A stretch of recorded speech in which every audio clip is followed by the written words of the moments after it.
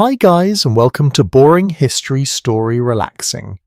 Tonight we follow your slow, steady steps as the first frost settles over a medieval village, the air sharpening just enough to remind you that comfort is about to become a memory rather than a guarantee. You can feel it already, that quiet tightening in the world around you, as if everything is bracing at once. The ground crunches faintly under your feet and the last lingering warmth of autumn slips away without asking permission. You pull your cloak closer, though you already suspect it will not be enough. And here is the part no one really advertises about this life. You probably would not survive this. Not easily anyway. Not without learning quickly what matters and what absolutely does not. So before you get comfortable, take a moment to like the video and subscribe, but only if you genuinely enjoy what I do here. And if you feel like sharing, go ahead and tell me where you are in the world and what time it is for you right now. It is always fascinating to imagine these stories unfolding across so many different nights. Now dim the lights. The village ahead looks smaller than you expected. Not in size exactly, but in energy. The usual bustle has softened into something slower, quieter. People move with purpose, not urgency. And that difference is subtle but important. Every step seems measured, every task already weighed against the cold days to come. A well-established historical reality is that medieval peasants lived in homes that were poorly insulated by modern standards, often built of wattle and daub with thatched roofs that let in drafts as easily as they kept out rain. As you approach one of these homes, you can see how thin the walls really are. Patched and repatched over years, each layer, a quiet attempt to hold back the inevitable. You push the rough wooden door open and step inside. The change in temperature is almost unnoticeable at first, which tells you everything you need to know. This is not warmth as you understand it. This is simply less cold. The air smells of earth animals and something faintly sour like damp straw that has been used too many times.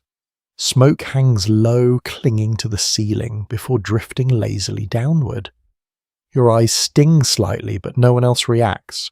They have long since adapted. A small fire burners in the centre of the room, if it can even be called a fire. It is more of a glowing suggestion. A few embers and thin sticks carefully arranged so that nothing is wasted. You instinctively want to add more wood to build it up to make it roar into life. But you hesitate because no one else is doing that. No one even seems tempted. That restraint is learned and it is survival. You settle near the edge of the fire's reach, extending your hands toward it. The heat barely touches your skin. It feels like standing near a memory of warmth rather than the real thing. You glance around the room. A few others sit quietly mending clothes, sharpening tools, watching the fire, as if it was something precious, almost sacred. There is no excess here. Not in movement, not in speech, not in fuel. An unusual but documented detail from rural life is that in some regions people collected dried animal dung and shaped it into patties for burning when wood supplies ran low. It sounds unappealing, and honestly it is, but as you sit there breathing in the thick air, you realise that survival rarely concerns itself with comfort. It concerns itself with what works. You shift slightly, trying to get closer to the warmth without crowding the others. There is an unspoken understanding in the room. Everyone shares this small circle of heat, but no one takes more than their portion. Even positioning yourself becomes a kind of quiet negotiation. Outside, the light fades faster than you expect. The day feels shorter already, as if time itself is shrinking. You can hear the faint sound of wind slipping through gaps in the walls, a low whisper that never quite stops. It carries the cold with it, threading through every crack, every seam. You begin to understand something important. Winter is not an event here. It is a presence. It arrives, gradually settles in, and refuses to leave until it is ready. Historians still argue whether medieval villagers perceived winter primarily as a season of hardship or simply as a normal part of life that required adjustment rather than fear. Sitting here, you suspect the answer is both. There is no panic in this room, no sense of impending doom, but there is also no illusion. Everyone knows what is coming. One of the villagers stands and moves toward the door, opening it just long enough to slip outside. A gust of cold air rushes in sharp and immediate, cutting through the room like a blade. You feel it instantly, and so does everyone else. The door closes quickly and the fragile balance returns. You exhale slowly, watching your breath form faintly in the dim light. Even inside, the cold is never fully absent. It lingers at the edges, waiting. You glance down at your hands. The skin already feels dry, slightly stiff. You rub them together, or out of habit than effectiveness. The fire does little to help, but it is something, and something is always better than nothing here. Time passes in a way that feels both slow and fast. There are no clocks, no schedules in the way you are used to. Instead, time is measured in light and darkness, in tasks completed, in how long the fire can be sustained before it must be allowed to fade. Eventually, someone adds a small piece of fuel to the fire. Not much, just enough to keep it alive. You watch closely, noticing how carefully it is placed, how deliberate the movement is. There is no waste, no guesswork. Every action has been practiced, refined over years of doing exactly this. You begin to realize that surviving winter without abundant firewood is not about finding a single solution. It is about 100 small adjustments, each one barely noticeable on its own, but together forming a system that keeps people alive. You lean back slightly, letting your eyes adjust to the dimness. The room feels smaller now, or maybe you are simply more aware of its boundaries, the walls, the ceiling, the people, the fire. Everything is contained, held together against the cold outside. And outside, the frost continues to settle, spreading silently across the fields, the paths, the rooftops. It transforms the world into something harder, less forgiving. Inside, you sit with the others, sharing what little warmth there is, learning, without being taught, adapting without being told. Because here, there is no other choice. You stay where you are, hands hovering near the faint warmth. And slowly you begin to notice something more subtle than the cold itself. It is not just that resources are limited. It is that everything around you is treated as if it matters in a way that feels almost intense. Even the smallest object seems to carry weight. A widely accepted historical understanding is that medieval peasant households operated on extremely tight margins, where a single poor harvest or harsh winter could mean the difference between survival and starvation. That reality shapes what you're seeing now. Nothing here is casual, nothing is disposable. You glance toward a bundle near the wall, a loose collection of sticks, straw, and what looks like broken fragments of wood. At first it barely registers as anything important, but then you notice how it is arranged. Not piled randomly, but sorted. Thicker pieces stacked carefully, thinner twigs, set aside, even scraps that look too small to be useful kept in a separate bundle. You realize these are not leftovers, this is a reserve. A woman nearby reaches for a thin stick, examines it briefly, then places it back and chooses an even smaller piece instead. The decision seems almost instinctive. She is not thinking in terms of comfort, she is thinking in terms of duration. How long can this last? How far can each fragment be stretched? You feel a strange shift in your own thinking. In your world, a broken piece of wood is nothing. Here it is time. It is warmth measured in minutes, maybe seconds, but still something that can be counted and controlled. The fire in the center flickers weakly, and for a moment it seems like it might go out entirely. No one rushes to fix it. Instead, there is a pause, a quiet waiting. Then, with deliberate calm, someone adds a small handful of material. Not enough to flare up, just enough to keep the embers alive. It is almost like watching someone feed a living creature. Slowly, carefully, never more than necessary. A curious detail noted in some regional accounts is that families would sometimes save even charred remains from previous fires, breaking them down and reusing them as part of the next burn. Nothing was truly finished until it could no longer produce even the faintest heat. As you look closer at the fire, you suspect that is exactly what is happening here. These are not fresh materials. These are remnants extended beyond what you would think possible. You shift your position slightly, the floor cold and uneven beneath you. The packed earth holds the chill and it seeps upward through your body. Even sitting still requires effort. You tuck your feet closer instinctively, trying to conserve your own warmth, mirroring the logic you see applied to everything else. Across the room, a child reaches toward the fire drawn by its faint glow. An older figure gently pulls their hand back, not sharply, but with a quiet firmness. There is no scolding, just a small shake of the head. You understand immediately. Not just the danger of the fire, but the danger of using it carelessly. Everything here has limits, and everyone learns them early. You begin to notice the clothing as well. Layers upon layers, not always matching, not always well fitted, but clearly assembled with intention. A sleeve patched with a different fabric. A cloak reinforced with extra lining. Even small scraps of cloth are used stitched into place wherever they might add a fraction more insulation. It is not about appearance, it is about function. The air grows darker as the last of the daylight fades. The interior of the house becomes a world defined by shadows and soft, flickering light. You can hear the faint rustle of movement, the occasional crackle from the fire, and beyond that the distant sound of wind pressing against the structure. You find yourself listening more closely than usual. Every sound feels amplified in the quiet. Scholars continue to debate whether medieval peasants actively planned their fuel usage in a structured way or relied more on inherited habits passed down through generations. Sitting here, it feels less like planning and more like instinct shaped by necessity.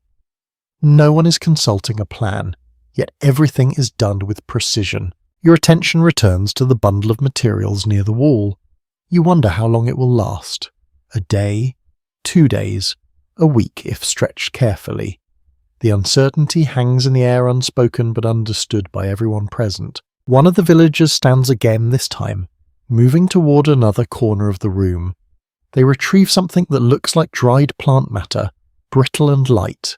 It is added to the fire in small amounts, producing a brief flare of flame before settling back into embers. You lean forward slightly, watching the reaction. That brief moment of stronger heat feels almost luxurious, even though it fades quickly. You catch yourself wanting more of it, wanting the fire to grow to become something substantial. But no one indulges that thought. You begin to understand that desire itself is something that must be managed here. Wanting more warmth than you can afford is not just unrealistic, it is dangerous. It can lead to decisions that shorten your chances of making it through the winter. So you adjust. Slowly, almost without realizing it, you begin to accept the limitations. The small fire is enough. The thin warmth is enough. It has to be. You pull your cloak tighter again, feeling its rough texture against your skin. It does little to block the cold entirely, but combined with the shared heat of the room, it creates a fragile balance. Not comfort, but survival. Time continues to move, though it feels different now, slower, heavier. Each moment stretches slightly, filled with the awareness of how much effort it takes to maintain even this minimal level of warmth. You glance toward the others. No one speaks much. Conversation, when it happens, is quiet and brief. Words are used sparingly, just like everything else. Outside, the cold deepens. You can feel it pressing against the walls, testing them, searching for any weakness. And inside, the response is steady, patient, controlled. A small fire, a careful hand, a refusal to waste anything. You sit with that understanding, letting it settle in your mind. Because here, survival is not built on abundance. It's built on restraint. You keep watching the fire, if it can still be called that, and your attention shifts to what exactly is feeding it. The pieces are uneven, some barely recognizable as wood at all. They burn differently, giving off smells that change from moment to moment. 1 second it is earthy and dry, the next it is sharp, almost acrid. You lean forward slightly, curiosity pulling you closer despite the thin heat. What you are seeing now is not just a fire, it's a mixture. A careful combination of whatever can be made to burn. A well-documented reality of rural medieval life is that in regions where forests were scarce or heavily controlled, peasants relied on alternative fuels such as straw-dried grasses and animal waste to sustain even the smallest fires. That knowledge begins to take shape in front of you. One of the villagers reaches for a flat circular piece resting near the wall. At first you think it is some kind of dried bread or perhaps a tool, but as it is placed onto the embers, the smell changes immediately. Stronger, heavier. You realize what it is. Dried dung. There is a moment, brief but unmistakable, where your modern instincts react. You expect discomfort, maybe even disgust, but the reaction fades almost as quickly as it appears. The room does not respond. No one flinches. No one comments. For them, this is as ordinary as placing a log on a fire. A curious but widely recorded detail is that in many parts of medieval Europe, animal dung was shaped into flat cakes and left to dry specifically for use as fuel during the cold months. It burned slowly, producing steady heat and minimal flame, which in this context is exactly what you need. You watch as the dung smoulders, releasing a low persistent warmth. It does not flare up. It does not crackle loudly. It simply exists, glowing quietly, extending the life of the fire without consuming precious wood. It is efficient. You settle back slightly, adjusting your cloak again. The air feels thicker now, the smoke more noticeable. It clings to your clothes, your hair, even your skin. Breathing it in is not pleasant, but it is tolerable. And more importantly, it is necessary. Across the room, someone adds a handful of straw. It catches, quickly flaring bright for just a moment before fading back into the steady glow of the dung and embers. The combination creates a rhythm. Quick bursts of flame followed by long stretches of slow burning heat. You begin to see the pattern. This is not random, this is practiced. Another villager shifts closer, bringing with them a small bundle of what looks like dried reeds or thin stalks. They break a few pieces off and feed them into the fire, spacing them out carefully. Nothing is rushed. Nothing is wasted. You realize that every material has its role. Straw for ignition, twigs for brief heat, dung for endurance. Each one used at the right moment in the right amount. Historians still argue whether the reliance on such fuels was seen as a hardship or simply an accepted part of life shaped by local environments. Sitting here, it feels less like a compromise and more like a system that evolved out of necessity. Not ideal, but effective. You shift your weight again, feeling the stiffness in your legs. The cold has a way of settling into your body, especially when you remain still for too long. You rub your hands together, then hold them closer to the fire.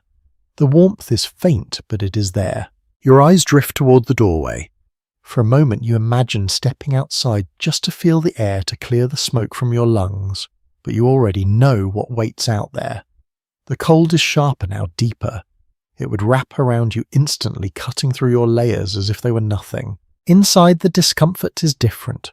It is a trade. You accept the smoke, the smell, the closeness in exchange for a chance at staying warm enough. A slightly unusual account from some regions suggests that people even collected dried moss or peat-like material from marshy areas, using it as a slow-burning fuel similar to dung. As you look at the fire again, you wonder if some of what you are seeing might include those materials as well. It is hard to tell. Everything blends together once it begins to burn. You notice the way people move around the fire. There is a constant adjustment, small shifts to maintain balance. No one stays in one position for too long. You lean in when you need warmth, lean back when the smoke becomes too thick. It is almost like a quiet dance guided by heat and air. A child curls closer to an older figure, pressing against them for warmth. The movement is natural, unremarkable, yet it adds another layer to what you're witnessing. The fire is not the only source of heat here. Bodies contribute. Proximity matters. You find yourself leaning slightly closer to the group as well, not out of intention but instinct. The shared warmth, however minimal, makes a difference. The room feels smaller again, not physically, but in the way your awareness narrows. The outside world fades. What matters now is contained within these walls. The fire, the people, the materials that keep the embers alive. You listen to the sounds, the soft crackle of straw, the low hiss of something damp being dried by heat, the occasional cough as someone inhales too much smoke. Each sound tells you something about the process, about what is working and what is not. You begin to appreciate the skill involved. This is not simply burning whatever is available. It is managing a limited set of resources with precision, adapting constantly to conditions that change from hour to hour. The fire dips again, its glow fading slightly. For a moment the room feels colder, the absence of heat more noticeable than its presence ever was. Then without urgency, someone adds another piece of dung followed by a few thin sticks. The glow returns, not strong, not bright, but enough. You exhale slowly, watching the faint cloud of your breath in the dim light. The cycle continues. Add weight, adjust over and over again. Outside, the frost thickens, spreading across the land in silence. Inside, you sit with the others, learning how survival is built from materials you would never have considered used in ways that feel both strange and completely logical. Because here, warmth is not about comfort. It is about making whatever you have last just a little longer. You shift slightly, trying to find a position where the smoke bothers you less, but there is no perfect place.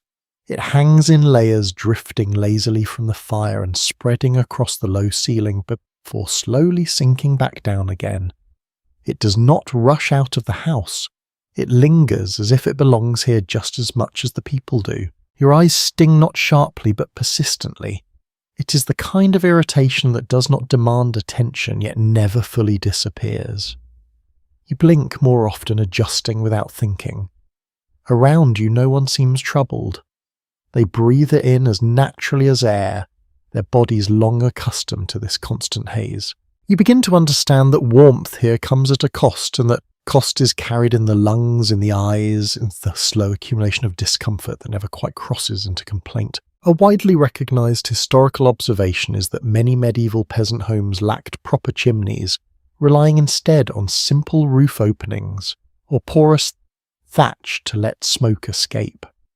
You glance upward, noticing how the ceiling darkens toward the centre, stained by years of soot. Somewhere above there must be a small gap and opening that allows at least some of the smoke to drift away, but it's not enough to clear the air entirely. The fire itself remains low, almost deliberately restrained. You notice again how it is never allowed to grow beyond a certain point. Even when fuel is added, it is done sparingly, maintaining a steady, controlled burn rather than a bright flame. You lean forward, extending your hands again, and this time you focus on the sensation more carefully. The heat is uneven. One side of your hands warms slightly while the other remains cold. It forces you to rotate them slowly, almost like turning something delicate over a flame. The rhythm becomes familiar. Hold to turn, hold again. Across from you, someone coughs softly, covering their mouth with a worn sleeve. It is not dramatic, just a quiet interruption in the steady stillness of the room. No one reacts. It is simply part of the environment. An unusual but documented detail from certain regions suggests that over time, exposure to indoor smoke may have contributed to long-term respiratory issues among rural populations. As you sit here breathing the thick air, it is easy to imagine how that might happen. The warmth is real, but so is the strain it places on the body. You shift your posture again, leaning slightly to the side where the smoke seems thinner. It helps, but only a little. There is no escaping it completely. The walls around you seem to absorb the smoke as well. Their surfaces are dark and uneven, marked by years of exposure. You run your fingers lightly along one section and feel the fine layer of soot that has settled there. It comes away easily, smudging against your skin. Everything here carries traces of the fire. You glance toward the doorway, again noticing how the cold air occasionally slips through the edges, creating a faint current that stirs the smoke just enough to change its pattern. For a brief moment, the air clears slightly and you can breathe more easily. Then it settles again, returning to its slow, heavy drift. It becomes clear that managing smoke is just as important as managing fuel. Too much fire and the room would fill too quickly, becoming unbearable. Too little and the cold would take over. What you are witnessing is a balance, delicate and constantly maintained. Some researchers have long debated whether smoke-filled interiors were considered tolerable simply because there were no better alternatives, or if people adapted so fully that it became a normal aspect of daily life. Sitting here, it feels like both. You notice the discomfort, but you also notice how quickly your body begins to accept it. Your breathing slows, becoming more shallow, more controlled. You adjust without thinking, taking in smaller breaths, timing them between the thicker waves of smoke. The fire flickers slightly, and for a moment the light shifts, casting new shadows across the room. Faces appear and disappear in the dim glow, their expressions calm, focused on small tasks. A piece of cloth being stitched, a tool being examined, movements that require just enough light to continue but not enough to strain the limited fuel. You realise that even light is part of this equation. A brighter fire would illuminate the room more clearly, but it would also consume resources faster. So the dimness is not accidental, it is chosen. You lower your gaze, watching the embers more closely. They pulse gently, their glow steady and quiet. There is something almost hypnotic about it, the way the light shifts and fades, never fully disappearing. A child nearby leans against another figure, their head resting against a shoulder. The closeness is not just for comfort, it is practical. Every bit of shared warmth matters, especially as the night deepens. You feel the temperature drop slightly, subtle but noticeable. The fire has not changed much, but the outside cold continues to press inward, testing the limits of what this small room can hold back. Someone adds another small piece of fuel. The reaction is immediate but controlled. A brief increase in light, a slight rise in warmth, then a return to the steady glow. You find yourself appreciating that steadiness. It is not impressive, not dramatic, but it is reliable. And reliability, you begin to understand, is far more valuable than intensity. A lesser-known detail from certain rural accounts mentions that some households deliberately kept their fires smouldering overnight, rather than letting them burn out completely, preserving embers that could be revived in the morning. As you watch the way this fire is maintained, it seems likely that the same approach is used here. The goal is not to start fresh each day, but to sustain what already exists. You lean back slightly, allowing your body to relax just a little.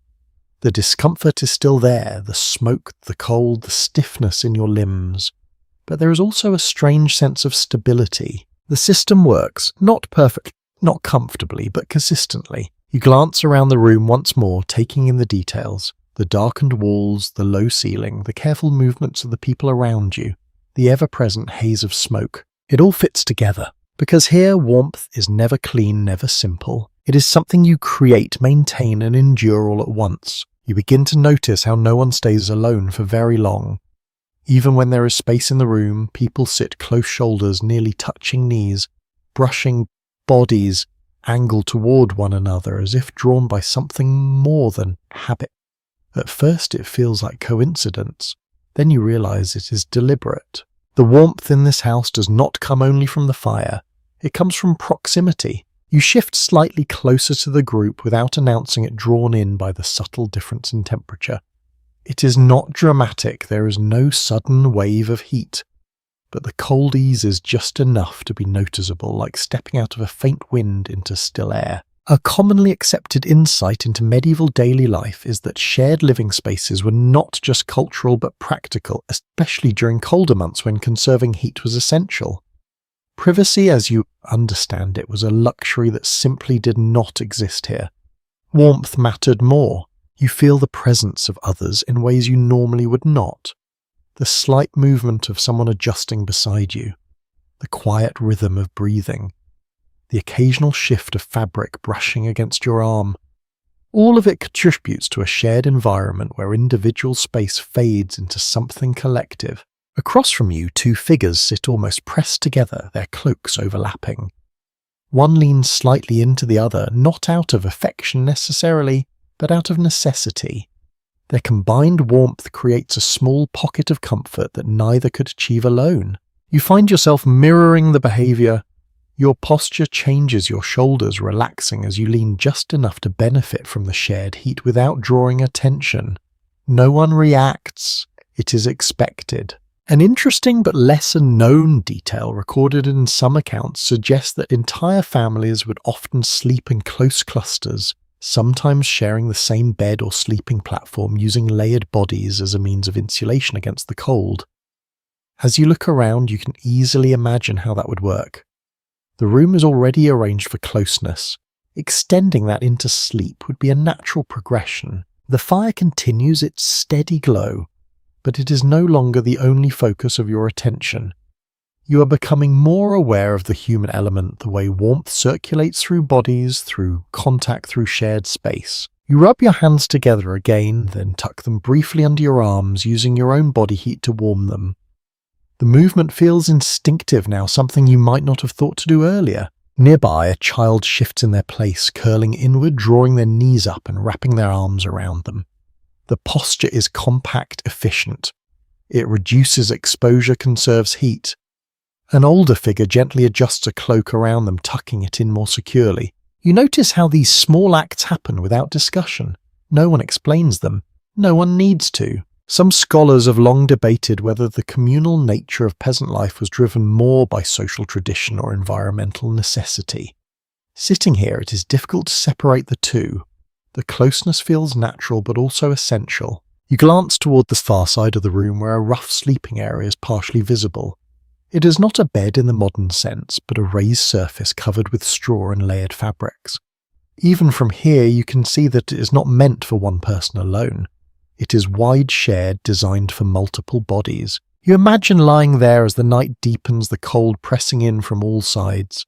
The idea of sleeping alone feels suddenly impractical, almost dangerous. You shift again, adjusting your cloak more tightly around your shoulders.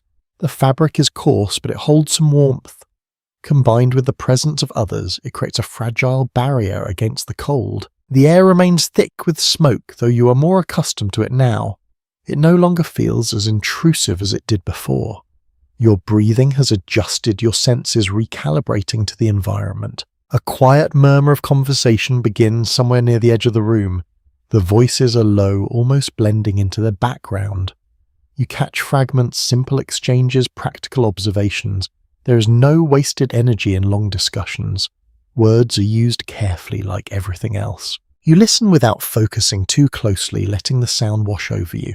It adds to the sense of presence of shared experience. A curious detail from certain rural traditions notes that people sometimes used warmed stones heated briefly in the fire and then wrapped in cloth to provide localized warmth during rest. As you watch someone near the fire handling a small object carefully, you wonder if that might be what they are preparing. The idea makes sense. It is another way to extend the limited heat to carry it beyond the immediate reach of the fire. You shift your legs, feeling the stiffness again. The cold has a way of settling into joints, making even small movements feel heavier. You stretch slightly, then return to a more compact position, conserving your own warmth. The room grows quieter as time passes. Movements slow, tasks are set aside, the focus shifts from activity to endurance. The fire dips slightly, its glow softening. For a moment, the shared warmth of the group becomes more noticeable than the heat from the embers. You feel it in the subtle rise of temperature where bodies are close in the way the cold seems less sharp within that small circle. You glance around again, taking in the arrangement. No one is isolated. Everyone is part of the same space, the same effort. You begin to understand that survival here is not an individual task. It is collective. Each person contributes not just through work or resources, but through presence. Even sitting close matters. You lean back slightly, allowing yourself to settle into the rhythm of the room. The discomfort has not disappeared, but it has become manageable. The cold, the smoke, the closeness.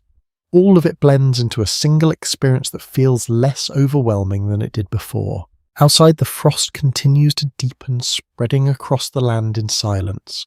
Inside, you remain within this small circle of shared warmth, learning without instruction, adapting without resistance. Because here, even your own body becomes part of the solution. The longer you sit, the more you become aware of a presence that you did not fully notice before. It is not just the people sharing the room with you. There is another layer to this closeness, something heavier, quieter, yet undeniably alive. You catch the faint sound first, a low shuffle, a soft exhale that is deeper than human breath. Then a slow, deliberate movement from the darker edge of the room. You turn your head slightly and finally see them clearly. The animals. At first, it feels unusual, almost out of place. Goat shifts its weight near the wall. A pig lies curled in a corner, its body still except for the occasional twitch. Somewhere behind you, something larger moves, perhaps a cow or an ox, its presence marked by a steady, rhythmic breathing that seems to anchor the entire space. A well-established observation in medieval rural life is that livestock were often brought indoors during the winter months not only to protect them from the harsh weather, but also to take advantage of the heat they naturally produced. Standing here now, it makes immediate sense. The warmth in the room is not just shared between people, it is amplified by every living body inside these walls. You shift slightly, adjusting your position as you become more aware of the layered warmth around you. It is still faint, still fragile, but it is more than it was before. The combined heat of humans and animals creates a subtle difference enough to take the edge off the cold. The smell, however, changes. It is stronger now, more complex. Earth smoke, damp straw, and the unmistakable presence of animals all blend together into something thick and constant. It is not pleasant in the way you might define it, but it is not shocking either. It simply exists another part of the environment that you begin to accept. A small movement draws your attention again. The goat steps forward slightly, its hooves soft against the packed earth. It pauses, then settles again, folding its legs beneath its body. The motion is calm, unhurried, as if it too understands the importance of conserving energy. You realize that the animals are not restless. They are still quiet, almost subdued. They are enduring the same conditions, adapting in their own way. An unusual yet recorded detail from certain regions notes that animals inside homes were sometimes positioned deliberately, placed in areas where their body heat could contribute most effectively to warming the space. As you look around, the arrangement begins to make sense. Larger animals closer to the outer walls, smaller ones nearer to the center. It is not random. You lean back slightly, your shoulder brushing against a rough wooden support beam. The structure of the house feels more apparent now, its boundaries defined not just by walls, but by the way everything inside it is organized. You listen again, the sounds are layered.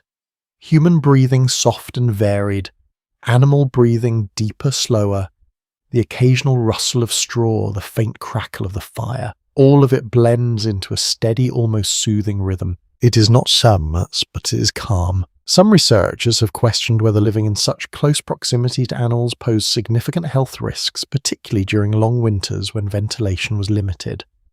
Sitting here, it is easy to imagine the challenges. The air is already thick with smoke. Adding animals to the space only increases that density. And yet the trade is clear. Without them, the room would be colder. You shift your hands again, noticing how they feel slightly warmer than before. Not by much, but enough to register. The difference is subtle, cumulative, built from multiple sources rather than a single one. Across the room, someone reaches out and gently adjusts a piece of straw near one of the animals, creating a slightly thicker bedding. The action is careful, almost tender. These animals are not just resources, they are part of the system that keeps everyone alive. You watch as the pig in the corner exhales slowly, its breath visible in the dim light. For a moment you find yourself focusing on that simple act, the warmth leaving its body, joining the shared air of the room. It's a strange thought, but a logical one. You pull your cloak tighter again instinctively, drawing in whatever warmth you can. The fabric now carries the scent of smoke and the room itself absorbing the environment just as you are. A child nearby reaches out toward one of the animals, their hand resting briefly against its side. The contact is gentle, exploratory. The animal does not react, simply continuing its slow breathing. The warmth there is real, direct, immediate. You realize that even this interaction serves a purpose, not just comfort, but heat. A lesser-known detail from certain rural practices suggests that people sometimes slept near or even against animals during the coldest nights, using their body heat as an additional source of warmth. As you look at the space around you, it no longer feels unusual. It feels practical. You shift your position again, adjusting to the new awareness of your surroundings. The room feels fuller now, not just in terms of bodies, but in terms of function. Every element has a role. Every presence contributes. The fire flickers slightly, its glow reflecting off the surfaces of the room, catching briefly on the shapes of the animals before fading again. The light is uneven, moving, but steady enough to maintain the fragile balance. You take a slow breath, then another. The air is still thick, still heavy, but you're used to it now. Your body has adapted, your senses recalibrated. The cold remains pressing at the edges, reminding you that this warmth is temporary, conditional. But inside within this shared space there is enough to endure. You glance around one more time, taking in the arrangement. People and animals gathered together, creating a system that extends beyond simple survival. It is cooperation in its most basic form, because here even the animals become part of the warmth that keeps you alive. You begin to notice the house itself in a new way, not just as a shelter, but as something carefully shaped to hold on to whatever warmth it can gather. It is not simply walls and a roof, it is a barrier, a container, a quiet defense against everything pressing in from outside. You lean your hand against the wall beside you. The surface feels cool, slightly damp, uneven under your fingers. It is made from a mixture of woven branches and packed earth layered together into something that looks fragile at first glance but has endured season after season. A broadly accepted historical detail is that many rural homes of this period were constructed using wattle and daub, a technique that combined flexibility with insulation, allowing walls to resist wind while trapping a small amount of internal heat. As you press your palm more firmly against it, you can feel how it holds the cold at bay, not completely but just enough. You glance toward the small opening that serves as a window. It is barely more than a gap covered loosely with cloth or perhaps a thin shutter. Very little light comes through now and even less air. The design is intentional. Large openings would let in too much cold, so everything is kept minimal. The room remains dim-lit mostly by the steady glow of the fire. Shadows cling to the corners and the ceiling seems lower the longer you sit beneath it. The confined space begins to feel purposeful rather than limiting. You shift your position slightly, noticing how your body naturally seeks out the areas that feel more protected, away from the door, away from the cracks where faint drafts slip through, closer to the centre where warmth collects however faintly. An intriguing observation from rural life is that homes were often built smaller than necessary, not due to lack of ambition, but to reduce the volume of space that needed to be warmed. As you look around, the scale of the room makes more sense. It is not meant to feel spacious. It is meant to be manageable. You tilt your head upward, studying the ceiling. The thatched roof above is thick, layered with straw and other materials, forming a dense barrier against the elements. Over time it has darkened from smoke, its texture uneven and heavy.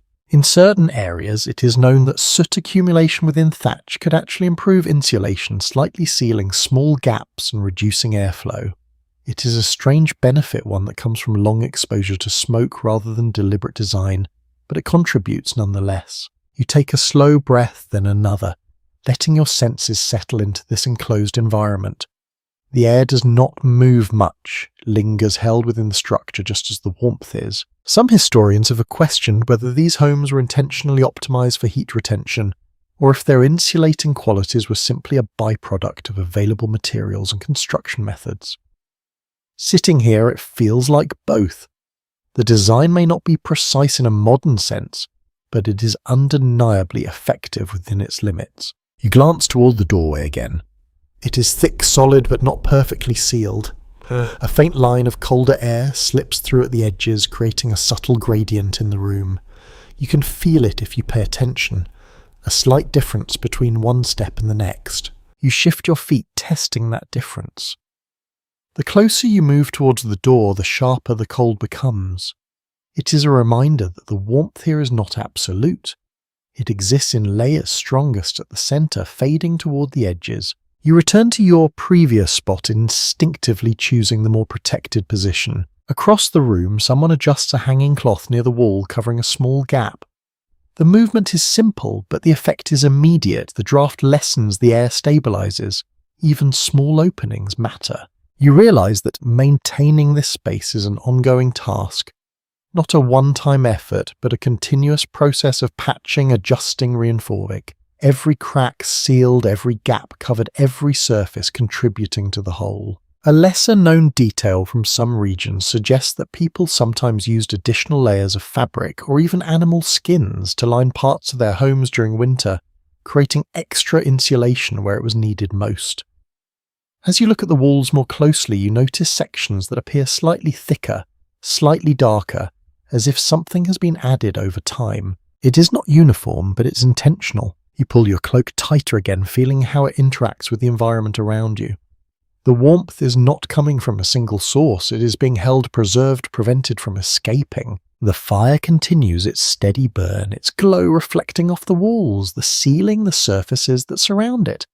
Each reflection is faint, but together they create a sense of enclosure, of containment. You shift your shoulders, relaxing slightly as you settle into the understanding of how this space functions. It is not designed for comfort in the way you might expect, it is designed for endurance. The low ceiling traps heat closer to where you sit. The thick walls slow the advance of the cold. The small openings limit airflow. Everything works together and perfectly, but consistently. You glance around once more, taking in the details, the worn surfaces, the carefully maintained structure, the subtle adjustments that keep it functioning. Outside, the frost continues to spread, the cold deepening with each passing hour. But here within these walls, there is resistance, not a complete defense, but enough. You lean back slightly, letting your body rest within this contained space. The cold is still present, the smoke still thick, the discomfort still real, but the house holds. And that more than anything is what matters. Because here, survival begins with the space you build to keep the cold away. You become more aware of your own body again, not just where you sit, but what you are wearing. The cloak around your shoulders, the layers beneath it. The way each piece of fabric either helps or fails to hold in what little warmth you have. You tug slightly at your sleeve, feeling the roughness of the material against your skin. It is not soft, not comfortable in any modern sense, but it is thick. And thickness here matters more than anything else. A well-supported understanding of medieval daily life is that clothing was often layered strategically with multiple garments worn at once to trap body heat rather than relying on a single heavy piece. As you shift your arms, you can feel how each layer interacts with the others, creating small pockets of air that slow the loss of warmth. You pull your cloak closer, wrapping it more tightly around your torso. The movement is instinctive now. You are no longer adjusting for comfort. You are adjusting for survival. Across the room, you notice someone carefully stitching a piece of fabric onto an already worn garment. The patch does not match. The colour is slightly off, the texture different, but it is placed with precision, reinforcing a weak point, adding another layer where the cold might slip through. You realise that clothing here is never finished. It is maintained, repaired, adapted over time. Each piece tells a story of use of necessity, of small improvements made whenever possible. An interesting detail from various accounts is that people sometimes stuffed additional material such as straw or scraps of cloth between layers of clothing to create extra insulation during the particularly cold periods. As you shift again, you can feel something slightly uneven beneath your outer layer, perhaps an added piece meant to serve exactly that purpose. It is not elegant, but it works. You rub your hands together once more, then tuck them briefly into the folds of your clothing. The warmth there is immediate, though limited. It reminds you that your own body is one of the most reliable sources of heat you have. You glance down at your legs, noticing how they are wrapped, as well layers overlapping edges tucked in to reduce exposure. Even your feet, though still cold, are protected as best as possible with what is available. The air in the room remains heavy, but you are less aware of it now. Your focus shifts instead to the sensation of warmth being held close, not generated in abundance, but preserved carefully. A less commonly discussed observation from some regions suggests that certain fabrics, particularly wool, were highly valued for their ability to retain heat even when damp. As you feel the texture of your cloak coarse but dense, you suspect it might be made from such material. It does not feel dry in the way you expect, yet it still holds a degree of warmth.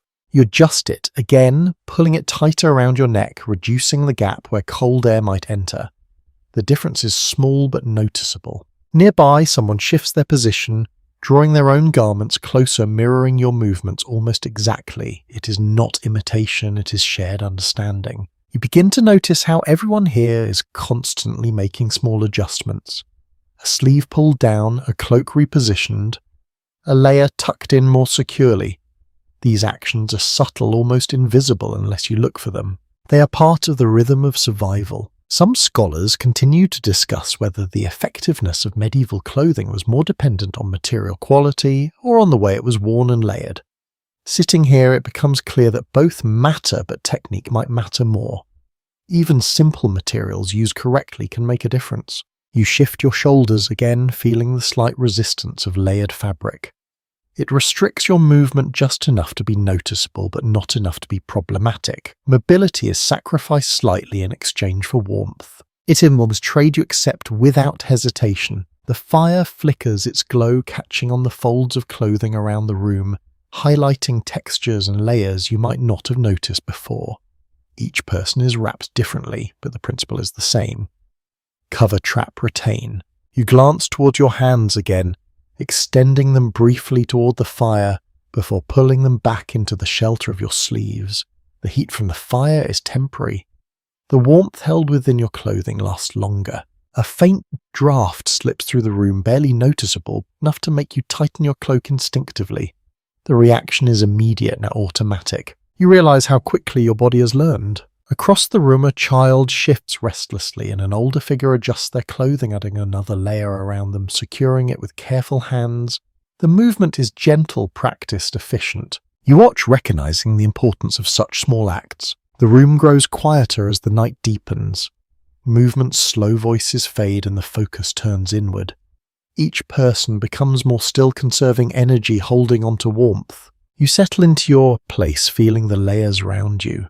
The shared heat of the room, the faint but steady presence of the fire. Outside, the cold continues to strengthen, pressing against the walls, Sarkimaru's searching for any weakness.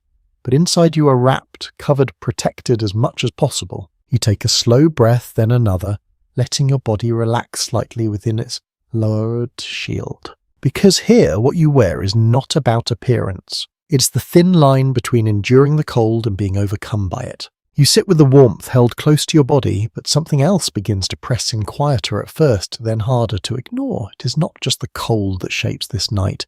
It is hunger. At first, it feels like a distant sensation, something you could easily set aside. But as time passes, it grows sharper, more present, weaving itself into your awareness in a way that cannot be ignored. You shift slightly, trying to distract yourself, but your body keeps returning to it. A widely recognized truth about medieval rural life is that winter often brought a period of scarcity known as the hungry months, when stored food supplies ran low and fresh sources were unavailable. As you sit here, you begin to understand how closely hunger and cold are connected. The fire offers little heat. Your clothing traps what it can. The shared space provides some relief. But without enough food, your body struggles to generate warmth from within. You press your hands together again, noticing how they feel colder than before. It is subtle, but there. The warmth you managed to hold earlier seems to slip away more quickly now. Across the room, someone unwraps a small bundle. Inside, you glimpse what looks like a piece of coarse bread, dark and dense. It is not large, it is not fresh, but it is handled with care, almost reverence. They break off a small portion, then another, distributing it among those nearby.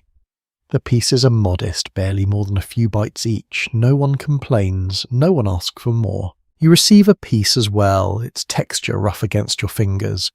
You hesitate for a moment, then bring it to your mouth. It is dry, slightly sour, but filling in a way that feels immediate. You chew slowly, aware that this is not just food, it is fuel. An interesting historical note is that bread in this period was often made from a mixture of grains, sometimes including whatever was available, resulting in loaves that were dense and long-lasting rather than soft or refined. As you swallow, you can feel how heavy it is, how it settles in your stomach. The effect is not instant warmth, but there is a shift, a slight strengthening, a sense that your body has something to work with. You hold on to that feeling, letting it spread slowly. Nearby, a small pot is moved closer to the fire. The contents are difficult to see, but you catch the faint scent of something earthy, perhaps a thin stew or broth. It simmers gently, not boiling, just warming. You watch as it is stirred, the motion slow and deliberate.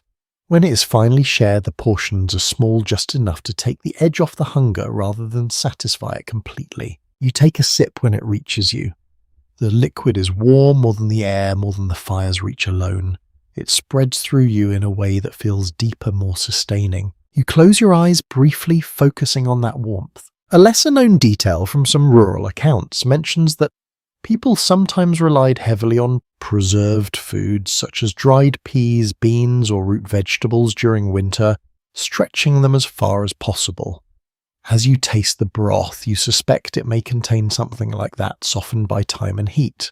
It is simple, but it matters. You lower the bowl carefully, passing it along. Nothing is wasted, not a drop remains. The hunger does not disappear, but it changes. It becomes quieter, more manageable, held at a distance rather than pressing in constantly. Some historians continue to discuss how severe winter food shortages truly were across different regions, with some evidence suggesting variation depending on harvest success and local conditions. Sitting here, you realize that even in better years, abundance is not part of this experience. Everything is measured, controlled, stretched. You glance around the room again, noticing how people react to the food. There is no indulgence, no visible relief beyond the immediate. Eating is not a moment of comfort. It is a task necessary and efficient. You shift your position, pulling your cloak tighter once more. The warmth from the broth lingers, but you can feel it beginning to fade already. Your body uses it quickly, converting it into what little heat it can produce. You understand now why food matters so much in this environment. It is not just about avoiding hunger. It is about maintaining the ability to stay warm at all. A child nearby finishes their portion and curls closer to another figure seeking both warmth and reassurance. The connection between nourishment and comfort feels immediate, almost inseparable. You rub your hands together again, noticing that they respond slightly better now, the stiffness easing just a little. It is a small change, but meaningful. The fire continues its steady burn, the animals shift occasionally. The room remains enclosed and dim. All of it works together, but without food the system would falter. You lean back slightly, letting your body settle into the fragile balance that has been created. The cold is still present.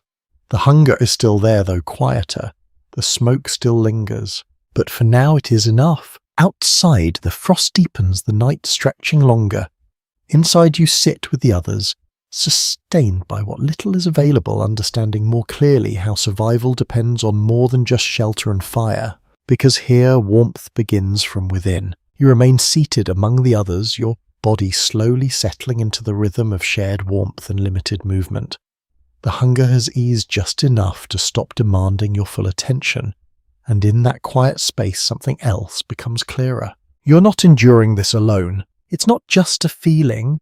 It is visible in the way people arrange themselves, in how tasks are divided, without being spoken, in the subtle exchanges that pass between individuals without drawing notice. A well-established understanding of rural medieval life is that survival often depended on tight-knit community structures where families and neighbours relied on each other to endure seasonal hardship.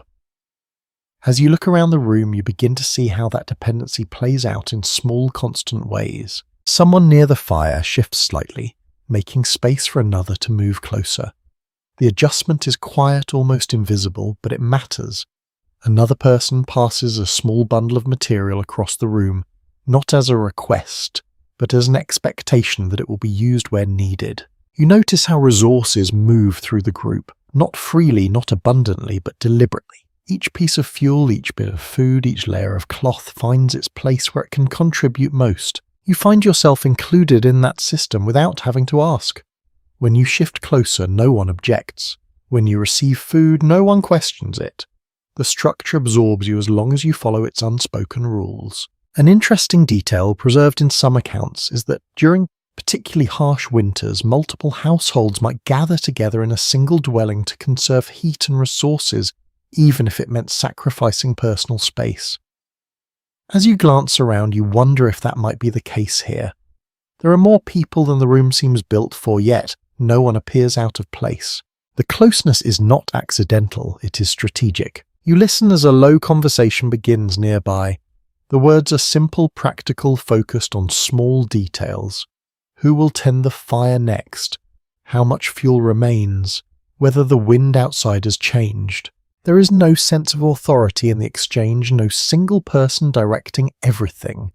Instead, decisions emerge naturally, shaped by experience and necessity. Some researchers have long considered whether these communities operated through formal hierarchies or more fluid systems of shared responsibility.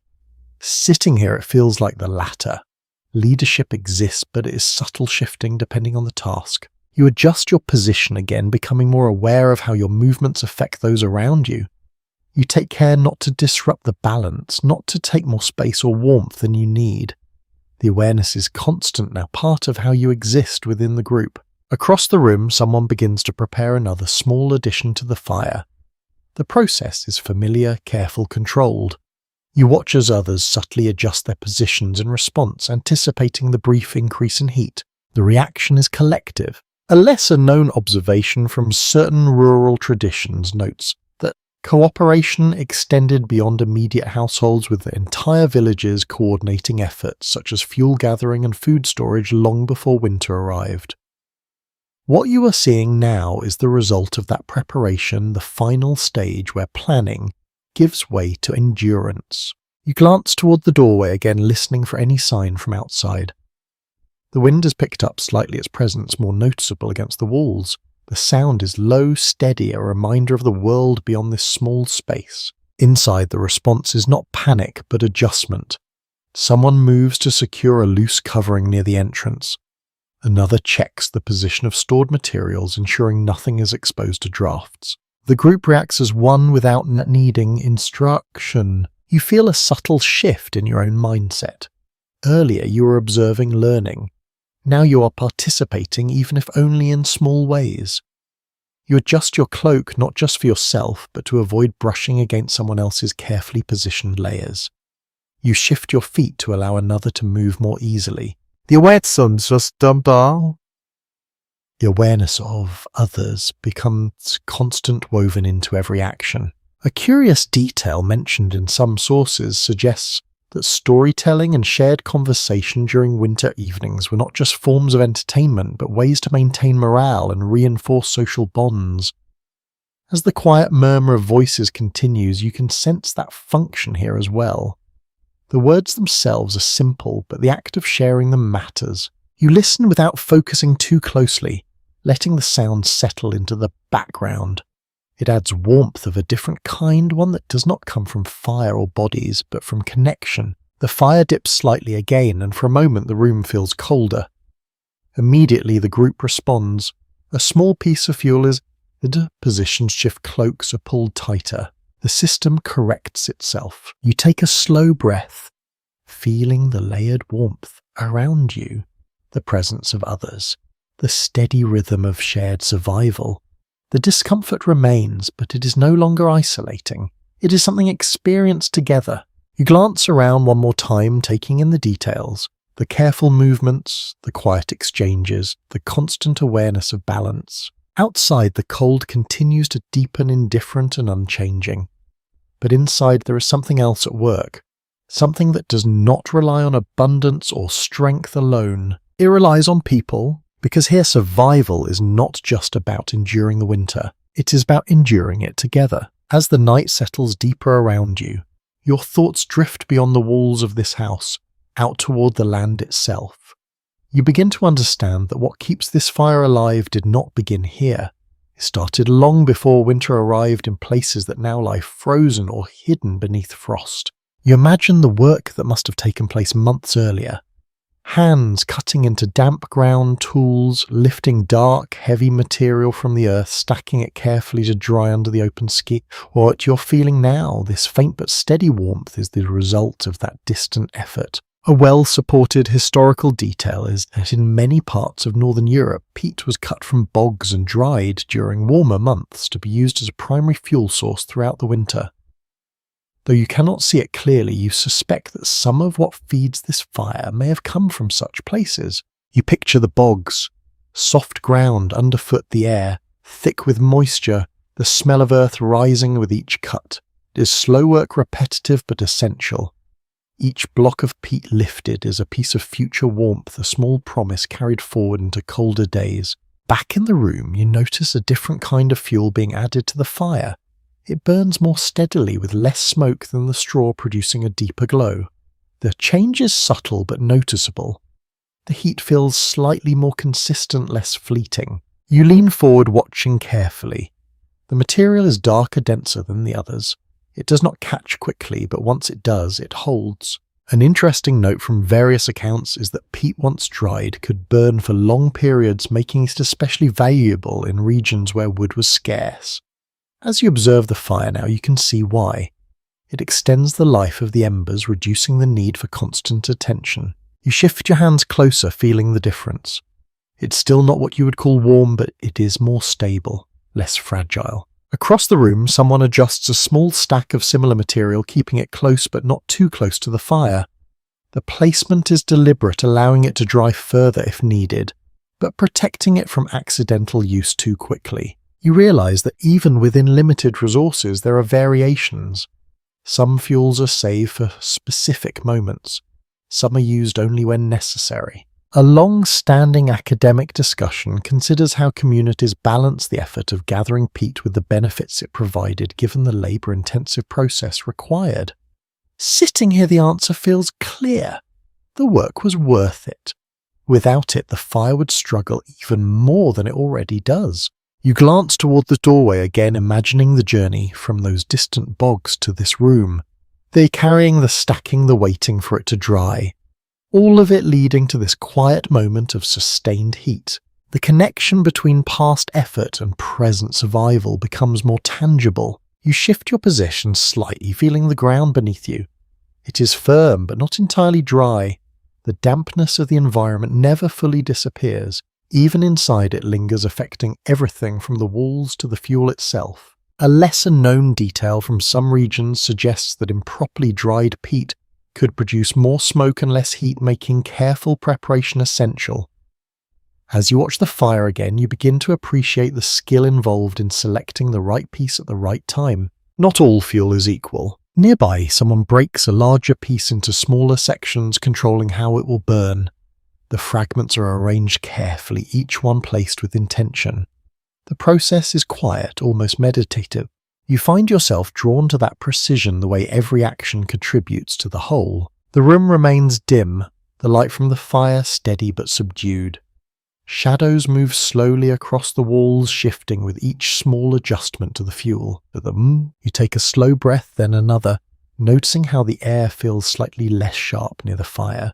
The peat burns differently, its smoke less immediate though still present. Across the room, a figure leans back, their posture relaxing slightly.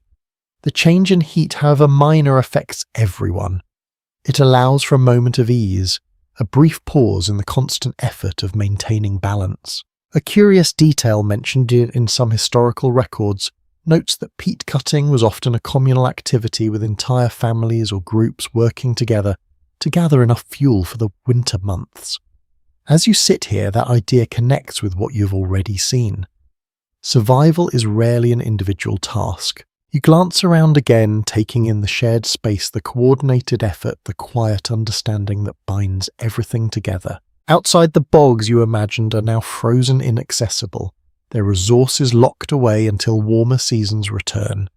What was gathered then is all that remains now. You feel a deeper appreciation for the mat, preparation for the foresight required to endure what you are experiencing. The fire continues its slow, steady burn, supported by materials that were shaped by time, by effort, by necessity. You settle back slightly, letting your body absorb what little warmth is available, aware now of how far it has travelled to reach you. Because here, survival is not just about what you have in the moment. It is about what you prepared long before the cold arrived. You sit with that slow, steady heat in front of you, and your thoughts begin to move outward again, past the bogs and fields toward the darker edges of the landscape.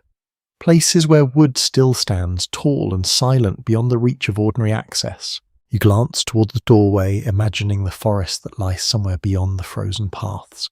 You can almost picture them, dense shadowed, filled with the kind of fuel that would make this fire stronger, brighter, easier to maintain. And yet no one here simply walks out and gathers as much as they please. A well-grounded historical fact is that in many medieval regions, forests were controlled by lords or the crown, and peasants had limited rights to collect wood, often restricted to fallen branches rather than cutting live trees. That restriction shapes everything you are seeing now.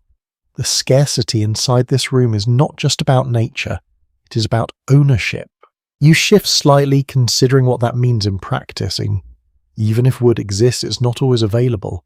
Not freely, not safely, but here. Across the room, someone reaches for a bundle of thin sticks, each one small, irregular, clearly gathered rather than cut. They are used sparingly, almost reluctantly, as if each piece carries more value than its size suggests. You watch as one is placed into the fire, catching quickly, offering a brief sharper heat before fading back into the steady glow of slower burning material. It's tempting to imagine gathering more, building a larger fire, creating real warmth.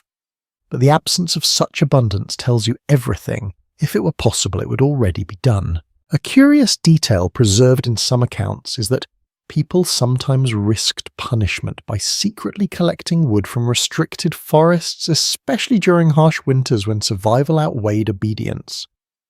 The idea lingers in your mind as you look toward the door again. You imagine slipping out into the cold, moving quietly between trees, searching for anything that could burn. The crunch of frost underfoot, the constant awareness of being seen. It would not be a simple task. Some historians continue to discuss how strictly these forest laws were enforced, with evidence suggesting that enforcement varied depending on location and local authority. Sitting here, you sense that uncertainty. The risk may not always be immediate, but it is real enough to shape behaviour. You shift your cloak again, pulling it tighter as a faint draft brushes past you. The thought of going outside, of facing that cold willingly, feels almost unthinkable now. And yet for some it would have been necessary. Across the room, a quiet exchange takes place. Two figures speak briefly, their voices low, their expressions serious. One gestures toward the small remaining pile of wood, then toward the fire. The message is clear even without words. What remains must last. You begin to understand that every piece of wood here carries a story. Not just of where it came from, but of how it was obtained. Gathered carefully from the allowed spaces, collected over time, perhaps even taken in moments of quiet defiance. You look at the fire again, seeing it differently now. The thin sticks, the fragments, the careful additions. Each one represents effort, decision, sometimes risk. A lesser-known observation from certain rural records suggests that some communities developed informal agreements about shared access to woodland resources, balancing necessity with the risk of punishment. As you sit here, you wonder if such understandings exist among these people as well. The cooperation you have already seen would support it. You shift your position, feeling the stiffness in your legs again. The cold presses in slowly, reminding you that even with all these efforts, the margin for comfort remains small. The fire dips slightly, and for a moment the room feels noticeably colder. Someone adds a small piece of wood, followed by a slower burning material. The combination restores the balance, but only just. You notice how quickly the change is felt. The difference between having that piece of wood and not having it is immediate. You glance around the room once more, taking in the careful management of resources, the quiet awareness that shapes every action. Outside, the forest stands untouched, in places guarded not just by distance and cold, but by rules that limit who can take from it. Inside, you sit with what little has been gathered, understanding more clearly how survival is shaped not only by the environment, but by the structures of power that define access to it. You take a slow breath, letting the warmth from the fire reach you as much as it can. It is not enough to feel comfortable, but it is enough to continue. And here that is what matters, because sometimes the difference between warmth and cold is not what exists in the world. It is what you are allowed to use. You settle deeper into the dim interior, and slowly your attention shifts away from the fire itself and toward how time is being spent. The night stretches on long and unbroken, yet no one simply waits for it to pass. Even here, even now, there is work. You notice it first in the hands, fingers moving steadily, almost automatically, even in the low light. A needle passing through cloth, a blade scraping gently along the edge of a tool, small repetitive actions that continue without urgency, yet without pause. A well-known aspect of medieval rural life is that winter months often forced labour indoors, redirecting daily work from fields to tasks that could be done by firelight, such as repairing tools, spinning thread and maintaining clothing. As you watch, that shift becomes clear. The energy in the room is quiet but not idle. You lean slightly to the side, observing more closely. The person mending fabric works with precision, their movements efficient practice through years of repetition. Each stitch is placed with care, reinforcing a garment that will be worn again and again through the cold. Nearby, someone sharpens a small blade, drawing it along a stone in slow, even strokes. The sound is soft, almost soothing, blending with the steady rhythm of the fire. You find yourself listening to that sound, letting it anchor your awareness. It is not loud enough to distract, but it fills the silence in a way that feels purposeful. An intriguing detail from historical accounts suggests that winter evenings were often one of the few times when certain crafts could be completed without interruption, making them essential for maintaining household tools and goods. As you sit here, you can see how that time is used carefully. Nothing is rushed, but nothing is neglected. You shift your hands again, noticing how they respond more slowly now, the cold making fine movements more difficult. You rub them together briefly, then tuck them back into your sleeves before trying again to adjust your cloak. Even small actions require effort. Across the room, a figure begins to twist fibers together, creating a length of thread. The process is steady, almost hypnotic, the motion repeating over and over with slight variations. You watch for a moment, drawn into the rhythm. It's a quiet kind of productivity, one that does not demand attention, yet fills the time meaningfully. Some historians have explored whether winter labour was perceived as a burden or a necessary balance, the intense activity of warmer seasons. Sitting here, it feels less like a burden and more like continuation. The work changes, but it does not stop. You glance toward the fire again, noticing how its light shapes the tasks around it.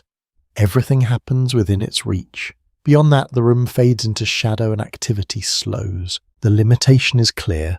Light is as scarce as warmth. A lesser-known observation from certain rural traditions mentions that people sometimes arrange their workspaces around the fire in specific ways, ensuring that essential tasks could be completed without wasting fuel on additional light sources. As you look at the arrangement now, it becomes obvious. The most detailed work is closest to the fire. Simpler tasks happen further out. It is an unspoken organization, but effective. Effective. You shift slightly, feeling the uneven ground beneath you. Your body adjusts automatically, finding a position that allows you to remain still for longer. Movement, you realize, is something to be minimized unless necessary. Across the room, the low murmur of voices returns, blending with the sounds of work. The conversation is quiet but steady, providing a backdrop that keeps the space from feeling too still. You listen without focusing on the words, letting the sound itself become part of the environment. It adds a sense of continuity, of shared presence. A curious detail recorded in some accounts suggests that storytelling often accompanied these indoor tasks not as a distraction, but as a way to maintain rhythm and morale during long, dark evenings. As you hear the cadence of voices rise and fall, you suspect that something similar is happening here. The work continues, hands moving, tools scraping thread, twisting. You begin to feel the passage of time not through any visible measure, but through the gradual slowing of movement. Tasks are completed, tools are set aside, the energy in the room shifts again, moving toward rest. You adjust your cloak once more, pulling it tighter as the fire dips slightly. The warmth fades just enough to remind you that nothing here is constant. Across the room, someone leans back, their hands finally still.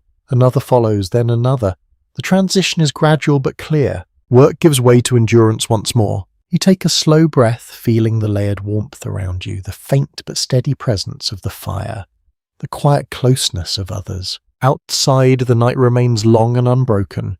Inside, time has been filled, shaped by small necessary actions that make survival possible, not just physically but mentally. You settle into that understanding, letting your body relax as much as it can within the constraints of the cold, because here, even in the depths of winter, stillness is earned. You begin to feel the weight of the night in a different way now, not just in the cold or the hunger or even the stillness of the room, but in the length of it.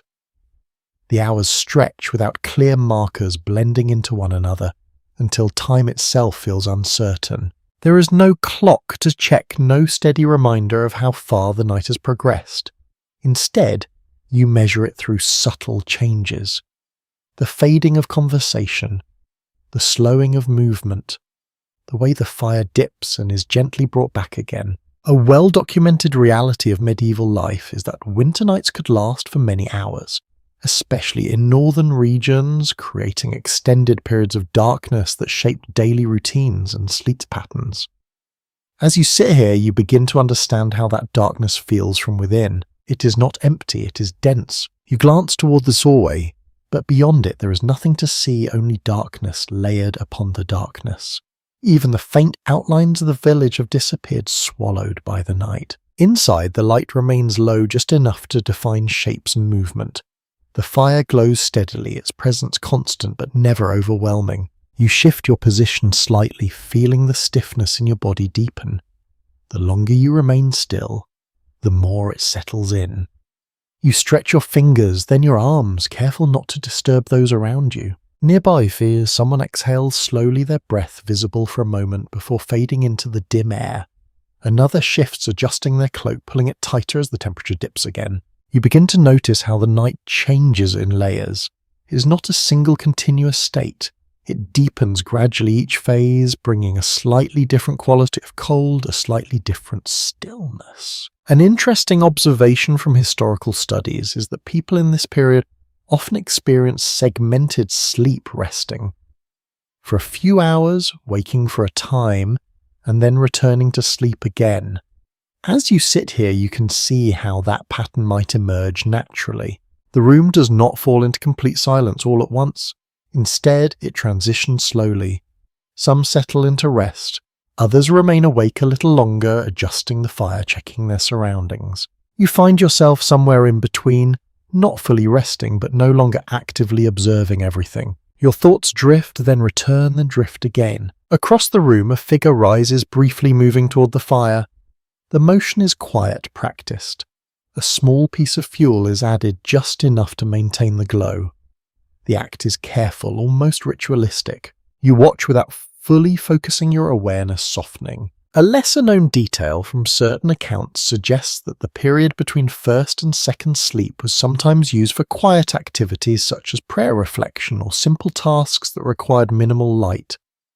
As you listen to the faint movements and murmurs around you, it feels like you are within that space now. Not fully awake, not fully asleep. You shift your cloak again, feeling its weight around you, its rough texture against your skin. It holds some warmth, but you can feel the cold pressing in at the edges, persistent and patient. Your breathing slows, matching the rhythm of the room. The sounds around you become softer, less distinct. The crackle of the fire, the occasional rustle of movement, the steady presence of others. Time continues to pass, though you no longer try to measure it. Some historians have explored how these long nights may have influenced patterns of thought and reflection, creating moments of stillness that were rare during more active seasons. Sitting here, you can feel that stillness, not empty, but filled with quiet awareness. You glance toward the fire again, its glow steady, its light softening the edges of the room. It is not enough to banish the darkness, but it creates a center, a point of focus. You lean slightly toward it, then settle back, finding a position that allows you to remain still without discomfort growing too quickly. Across the room, more figures begin to settle their movements, slowing their postures, relaxing. The shared space shifts again, moving toward rest. You feel your own body responding, your muscles easing slightly, your thoughts becoming less sharp. The cold remains, but it is no longer the only thing you notice. There is a quiet balance now, a fragile equilibrium between discomfort and rest. You close your eyes briefly, then open them again, adjusting to the dim light. The night continues. Outside, the frost thickens, the world held in a silent frozen state. Inside, you exist within this small circle of light and warmth, navigating the long hours in a way that feels both unfamiliar and strangely natural. Because here, the night is not something to be rushed through. It is something you move within slowly, patiently, until it finally begins to loosen its hold. You notice the air again, not just its warmth or its cold, but the way it sits in your chest, the way each breath feels slightly heavier than it should. It has been building slowly, almost unnoticed, but now it becomes harder to ignore. You take a deeper breath, testing it, and feel a faint resistance. Not pain, not exactly, but a thickness that makes the act of breathing feel more deliberate. A well-supported medical observation is that prolonged exposure to indoor smoke, especially in poorly ventilated spaces, can lead to respiratory irritation and long-term health issues. Sitting here surrounded by the constant haze, you begin to understand how that might unfold over time. You cough softly once, then again the sound blending with others in the room. It is not unusual. Several people shift, clearing their throats, adjusting their breathing in small practiced ways. No one reacts. The smoke is simply part of the environment. You bring your sleeve briefly to your face, instinctively trying to filter the air, then lower it again.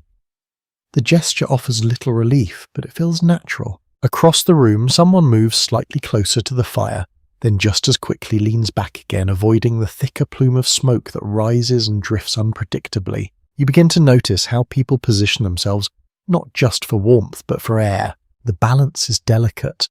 Too close to the fire and the smoke becomes overwhelming.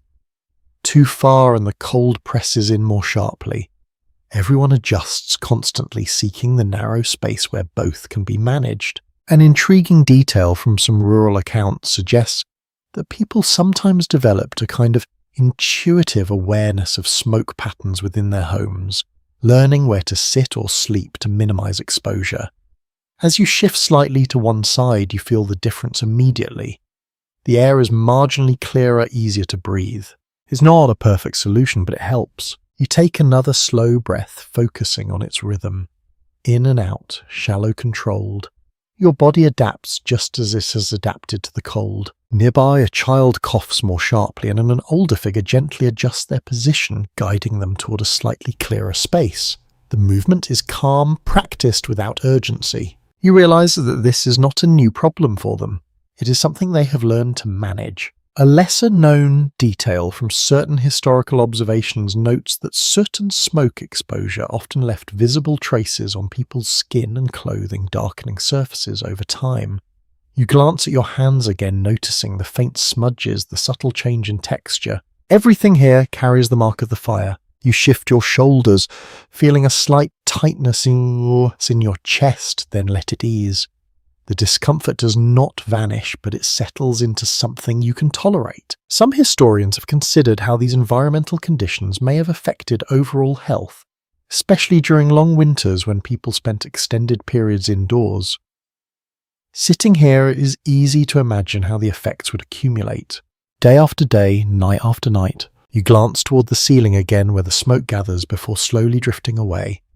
The darkened surface above seems to absorb it, holding years of residue. It is a reminder that this is not temporary. You adjust your cloak once more, pulling it slightly higher not just for warmth, but as a small barrier between you and the air. It does little, but the instinct remains. Across the room, the fire flickers, sending a fresh wave of smoke upward. The room responds subtly. A few people shift, turning their heads, adjusting their positions. The reaction is immediate. Conscious. You follow suit, leaning slightly to the side, finding a place where the air feels just a bit lighter. The animals nearby continue their slow breathing unaffected, or perhaps simply accustomed in their own way. Their presence adds to the density of the air, but also to the warmth that makes it all bearable. You take another breath, then another, letting your body settle into the rhythm again. The discomfort fades into the background, not gone, but no longer dominant. A curious observation from some accounts suggests that despite these conditions, people developed a remarkable resilience, adapting physically over time to environments that would feel overwhelming to someone unaccustomed. Sitting here, you can feel the beginnings of that adaptation even in this short time. You are learning where to sit, how to breathe, when to move. The room grows quieter again, the night deepening further. Movements slow, voices fade, and the focus returns to endurance. You lean back slightly, allowing your body to rest within the narrow balance you have found. The smoke, the cold, the closeness, all of it blends into a single experience. Outside of the frozen world remains still untouched by what happens inside these walls. Inside, you continue to adjust, to adapt, to endure, because here even the air you breathe becomes part of the challenge you must survive. You sit quietly adjusting your breathing, and after a while your attention drifts towards something else. Not the fire, not the walls, not even the closeness of bodies. Instead, you begin to notice the small, unusual things people do. Movements that are not obvious at first, but become clearer the longer you watch. They are not random, they are techniques. You see one person rub their hands together briskly, then press them against their face, holding them there for a moment before lowering them again. Another shifts their feet in a slow repeated motion, almost like a gentle rocking, keeping blood moving without wasting energy. A well-established observation about life in harsh climates is that people develop small practical habits to preserve warmth, often without consciously thinking about them. Here those habits are everywhere. You try one yourself, rubbing your hands more vigorously this time, then tucking them into the folds of your clothing. The effect is immediate but brief. Still it helps. Across the room, someone takes a small stone from near the fire, turning it carefully in their hands. It has clearly been warm, though not to the point of burning. They wrap it in a piece of cloth and pass it to another person who holds it close to the hair body. You watch closely. A curious detail recorded in several regional traditions is that heated stones were sometimes used as portable sources of warmth, carried or held during rest to supplement the limited heat from a fire.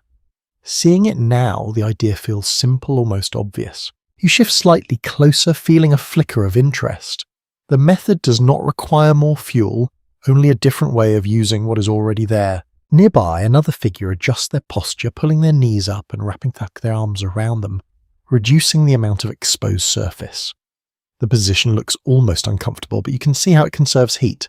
You try it briefly, drawing your legs in close, and notice the difference right away. The cold does not disappear, but it feels less intrusive. A lesser-known practice from certain regions suggests that people sometimes slept in positions designed specifically to retain warmth rather than for comfort. As you hold the posture for a moment, you understand why. Comfort is secondary here. You relax again, but the lesson remains. Some historians have explored whether these small techniques were taught deliberately or simply learned through observation and repetition. Sitting here, it feels like the latter. No one explains what they're doing. You learn by watching, by copying, by feeling what works. Across the room, someone blows gently onto their hands, then quickly tucks them back into their sleeves. The motion is quick, efficient, repeated several times. You mimic it, feeling the brief warmth of your breath before it fades. Another figure shifts closer to the fire, extending their feet toward it, then pulling them back again after a short moment. The movement is careful, avoiding both cold and smoke. Everything is measured. A particularly unusual note from some historical accounts mentions that people sometimes use their own breath to warm the air inside their clothing, exhaling into sleeves or cloaks to create a temporary pocket of warmth. As you consider it, the idea feels almost instinctive. You try it quietly, exhaling into the space near your chest. The effect is subtle but real. You glance around again, noticing how each person has their own variation of these small actions. No two movements are exactly the same, yet they all serve the same purpose. To hold on to warmth, you shift your shoulders, adjusting your cloak once more, this time more carefully, sealing gaps, tucking edges. The process feels more deliberate now, guided by what you've observed. The fire continues its steady burn, but it is no longer the only focus. The room itself has become a system of small adjustments, each one contributing to the overall balance. You take a slow breath, then another, letting your body settle into this new awareness. Across the room, the heated stone is passed again, moving from one person to another. It is shared like everything else, its warmth extending beyond a single individual. You watch as it's received, held, then passed on. The cycle continues, quiet and unspoken. Some scholars have discussed whether such practices were widespread or limited to specific communities, but here, in this moment, it feels universal. When resources are scarce, ingenuity fills the gaps. You shift your position again, testing what you have learned. Pulling your cloak tighter, adjusting your posture, using your own breath and movement to create small pockets of warmth. It is not enough to feel comfortable, but it is enough to enter. The room grows quieter. Once more, the night pressing. and the fire steady but modest. The small techniques continue, almost invisible now that you understand them. You lean back slightly, letting your body rest within this pattern of constant subtle adaptation. Because here, survival is not just about what you have, it is about how carefully you use it. You begin to notice how attention shifts within the room, not evenly but gently towards certain individuals. The rhythm of the space changes in subtle ways depending on who moves, who speaks, who needs something. Your gaze settles on the smallest among them first. A child stirs in their place. Their movements less controlled than the others, their responses more immediate. They pull their cloak too loosely, leaving a gap where cold air slips in. Almost instantly, someone nearby reaches out and adjusts it, tucking it in more securely, pressing the fabric closer around their shoulders. The correction is quiet, practiced, and constant. A widely recognized truth about life in harsh historical conditions is that children and the elderly were the most vulnerable during winter months, requiring additional care to survive prolonged cold and limited resources. As you watch, that vulnerability becomes visible in small, continuous ways. The child shifts again, leaning closer to the older figure beside them, seeking warmth without hesitation. Their movements are instinctive, unfiltered. You feel a slight tightening in your chest, not from the smoke this time, but from the awareness of how fragile this balance can be. Across the room, your attention moves to someone older. Their posture is different, slower, more deliberate. Each movement seems to require more effort, each adjustment made with care. They sit closer to the fire than most, positioned where the warmth, however faint, is strongest. Others around them seem to respect that placement, leaving just enough space for them to remain there. A lesser-known detail from certain historical records suggests that communities often prioritized warmth and resources for those least able to endure the cold, redistributing what little they had in subtle but meaningful ways. As you observe the arrangement of the room, it becomes clear that such priorities are in effect here. No one announces it. No one explains it.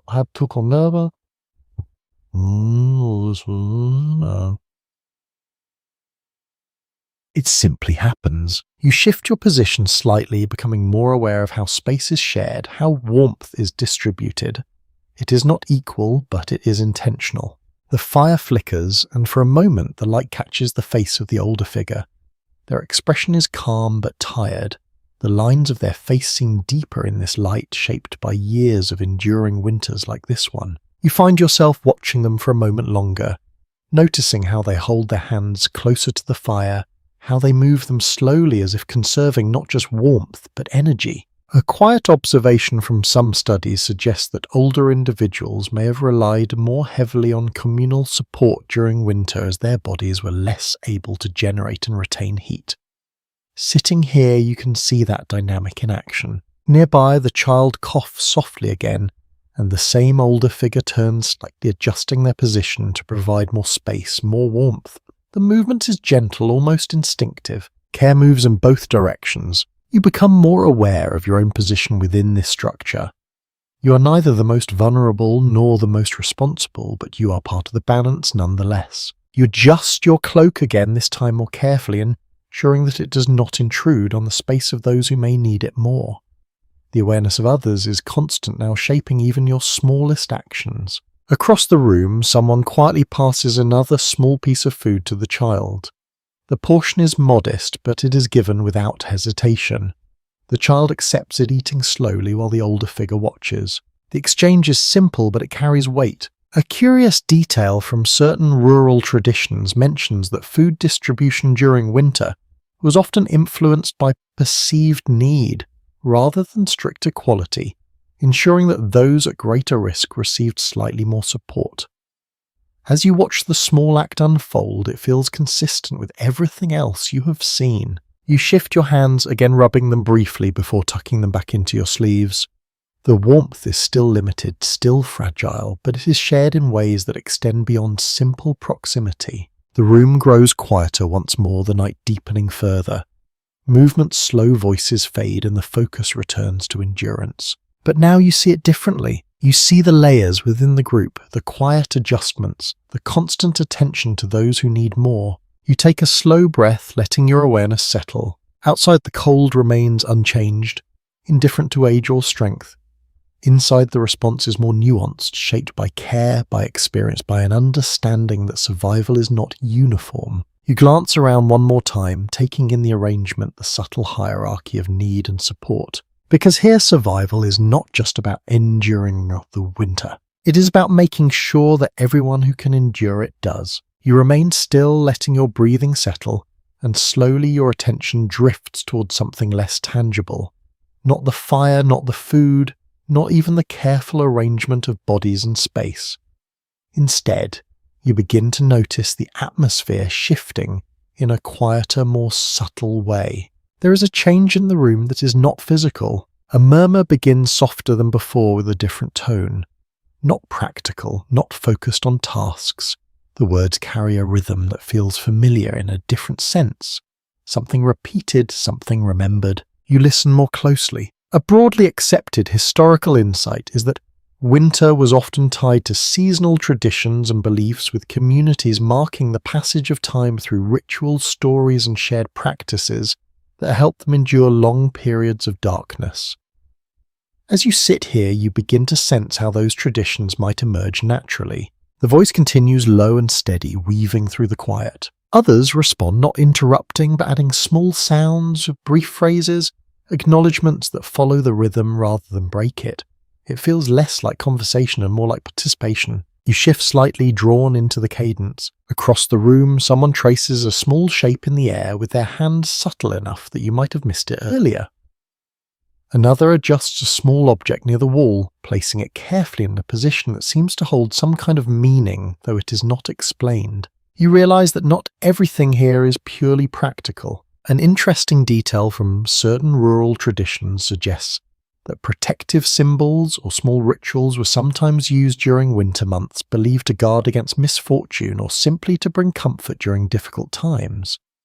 As you watch the quiet gestures around you, the idea feels present even if it is not openly stated. The fire flickers its glow, catching briefly on the object that was placed near the wall. It is simple, unremarkable at first glance, yet treated with care. You lean slightly forward, curious, but no one draws attention to it. The voice continues now, joined by another, their tones blending, rising and falling in a pattern that feels steady, almost soothing. It is not loud, not meant to fill the space, but to settle into it. You feel the effect without fully understanding the words. A lesser-known observation from some historical accounts mentions that winter evenings often included shared recitations or quiet communal expressions, serving both as tradition and as a way to maintain a sense of continuity during long periods of isolation. Sitting here, you can feel how that continuity works. It gives shape to the time. You adjust your cloak, again pulling it slightly tighter, but your movements are slower now, less reactive. The focus of the room has shifted and you follow it without thinking. The cold is still there, the smoke still lingers, but something else has taken its place in your awareness, a sense of rhythm. Some historians have explored whether these practices were rooted more in belief or in the psychological need for structure during long, dark winters. As you listen, it feels like both. The meaning may vary, but the effect is clear. It steadies the mind. Across the room, the child you noticed earlier has grown quieter, their movements slowing, their attention drawn toward the sound. The older figure beside them remained still, listening as well, their posture relaxed in a way it was not before. The shared experience extends beyond warmth and food now. It reaches into something less visible but equally important. You take a slow breath, letting the sound settle around you. The fire continues its steady burn. The animals remain calm. The room holds its fragile balance. But the atmosphere feels different, softer, more connected. A curious detail from certain regional practices suggests that some winter rituals were not formal ceremonies, but small repeated actions carried out without explicit explanation, passed down through habit rather than instruction. As you watch the quiet gestures and listen to the low voices, it feels consistent with that idea. Nothing is declared. Everything is understood. You shift your position slightly, careful not to disrupt the rhythm that has formed. Your movements feel more deliberate now, more in tune with the space around you. The voices continue for a while longer, then gradually fade, not ending abruptly but easing into silence. The transition is so smooth, almost unheard. The room settles again. You realize that time has passed, though you cannot say how much. The ritual, whatever it was, has filled a portion of the night, giving it shape, marking its progression. Outside, the cold remains unchanged, the darkness still deep and unbroken. Inside, something has shifted, even if only slightly. You lean back, letting your body rest within this new calm. Because here, surviving winter is not only about warmth and shelter. It is also about finding ways to carry yourself through the long, quiet hours in between. You shift slightly, and your attention drifts towards something you have not yet fully considered. Water. Or rather, the absence of it in its usual form. You notice a small container near the edge of the room. Its surface dull, its contents still. Someone reaches for it, tilts it carefully and pauses before using it. The motion is slow, deliberate, almost cautious. You realize why. The cold does not only shape the air and the ground, it reaches into everything, even the most basic parts of daily life. A well-established historical reality is that during harsh winters, access to liquid water could become a significant challenge, as well streams and stored supplies often froze, requiring additional effort to obtain usable water. As you watch the careful handling of the container, that reality becomes clear. You imagine the effort it takes.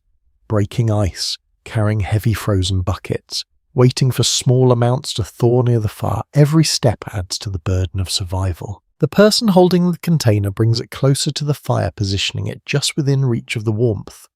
Not too close, not enough to waste heat, but enough to soften what may have begun to freeze. You lean forward slightly, watching the process. It is slow. Nothing happens immediately.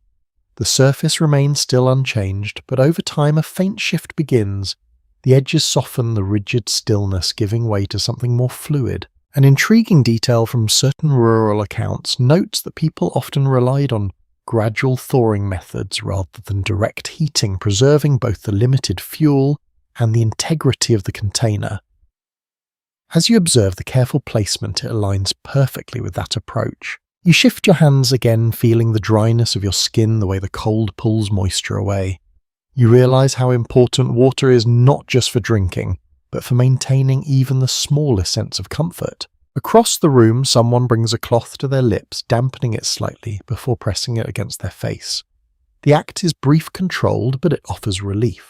You find yourself thinking about how easily water is taken for granted, and how different it feels when every drop must be managed. A lesser-known observation from some historical studies suggests that snow was sometimes used as a supplementary water source, though it required melting and could lower body temperature if handled improperly. You glance toward the door again, imagining stepping outside to gather it. The thought alone feels cold. You pull your cloak tighter instinctively, resisting the idea. Nearby, the container is passed along once the water is softened enough to use. Each person takes a small amount, just enough to meet immediate needs. There is no excess, no indulgence. The pattern is familiar now. Measured, controlled, shared. Some historians have examined how communities adapted to frozen water sources, noting that solutions varied widely depending on geography and available materials. Sitting here, you can see one such solution in practice. Slow thawing, careful distribution, minimal waste. You take a small amount. When it reaches you, the coolness of it surprising after the warmth of the room. You sip slowly, letting it settle, aware of how limited. The sensation is refreshing, but also fleeting. You pass the container along, watching as it continues its quiet journey through the group. Across the room, the fire flickers its glow, steady but modest. The effort required to maintain it now feels even more significant, knowing that it supports not just warmth, but access to water as well. You begin to see how everything connects. The fuel gathered months ago, the fire carefully maintained, the water slowly thawed. Each element depends on the others. You shift your position slightly, feeling the stiffness in your limbs again. The cold has not eased. If anything, it feels deeper now, more settled. but the system holds. A curious detail from certain regional traditions mentions that some households stored water indoors specifically to prevent it from freezing completely, even if space was limited. As you look at the container again, you wonder if that is part of what you are seeing. Preparation layered upon or layered upon adaptation. You take a slow breath, then another, letting your awareness settle into the quiet rhythm of the room once more. Outside, the frozen world remains still, its surfaces locked in place. Inside, small changes continue, almost invisible yet essential. You glance around one more time, taking in the careful movements, the shared effort, the constant awareness of limits. Because here, even something as simple as water becomes part of the challenge, and part of the solution. You sit quietly, the faint warmth of the fire steady against your hands, and your attention begins to settle on the objects scattered around the room. Tools, simple, worn, but carefully kept. They are not arranged for display, they rest where they are needed, within reach, ready to be used again and again. A widely accepted historical understanding is that winter provided crucial time for maintaining and repairing tools that would be essential for the coming agricultural seasons. As you look more closely, you begin to see that this quiet room is not just a place of rest, it is a place of preparation. You lean slightly forward, observing a small wooden handle being fitted back onto a metal head. The person working on it moves slowly, adjusting, testing, ensuring the fit is secure. There is no hurry. Nearby, another figure inspects a length of rope, running their fingers along it, checking for fraying.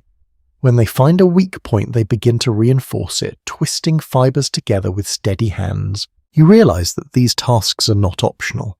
When the ground thaws, these tools must be ready. An intriguing detail from certain accounts notes that tools were often reused and repaired for years, even generations, due to the difficulty of acquiring new materials. As you watch the careful work being done, it becomes clear that nothing here is easily replaced. Each item carries value far beyond its appearance. You shift your hands again, feeling the stiffness in your fingers. This hold makes fine movements more difficult, but the work continues regardless. Precision is maintained even under these conditions. Across the room, someone begins shaping a small piece of wood, shaving it down with controlled strokes. The sound is soft, rhythmic, almost soothing. Small curls of wood fall to the ground, gathering near their feet. You watch for a moment, noticing how even these shavings are not discarded carelessly. They are collected, set aside, likely to be used later as a kindling, or nothing is wasted. A lesser-known observation from some rural practices suggests that winter was also a time for crafting simple household items such as handles, containers, or repair pieces using whatever materials were available. As you look around, you can see evidence of that process unfolding. Small improvements, incremental changes. You shift your position slightly, adjusting your cloak as the fire dips. The warmth fades just enough to remind you that even while working, the cold is never far away. Across the room, a figure pauses, holding a tool up to the light of the fire, examining its edge. They turn it slowly, checking for imperfections, then return to their work. The attention to detail is striking. Some historians have explored how essential these winter tasks were in ensuring survival during the following year, particularly in agricultural communities where a single broken tool could disrupt entire cycles of work. Sitting here, you can see how that importance shapes every movement. There is no room for carelessness. You glance down at the ground, noticing the accumulation of small fragments.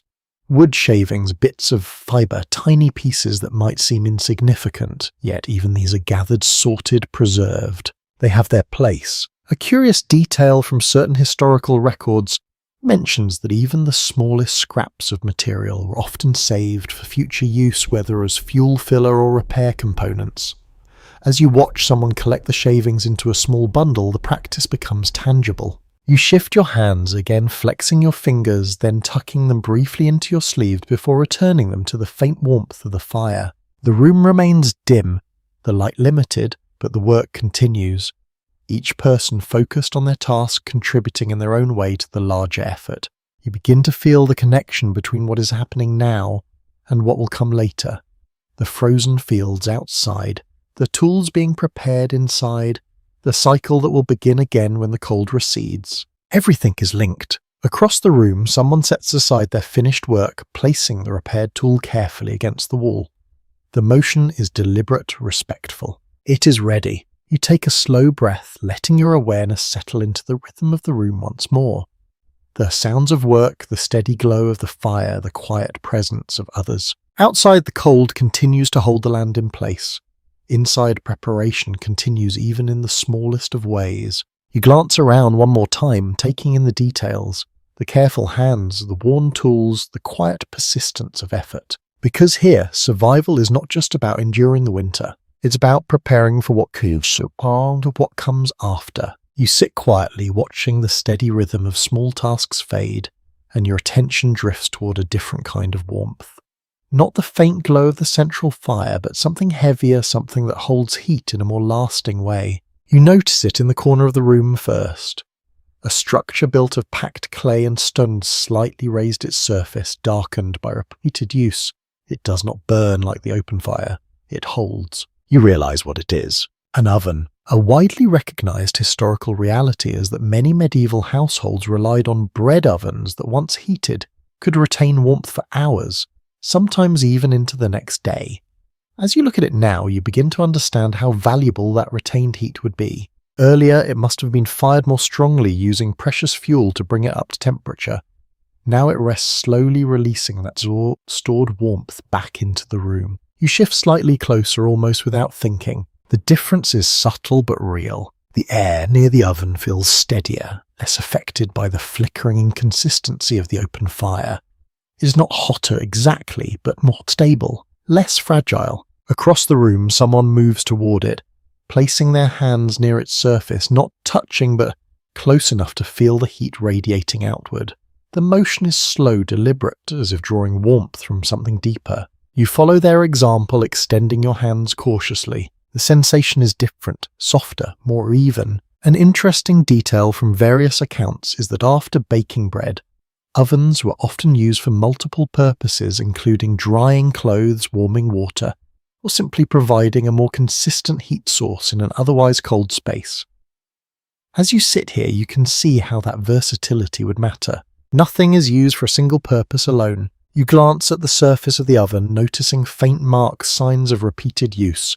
It has been opened and closed countless times, each cycle adding to its role within the household. Nearby, beyond, a piece of cloth is placed carefully near the edge, not too close, just enough to warm slightly.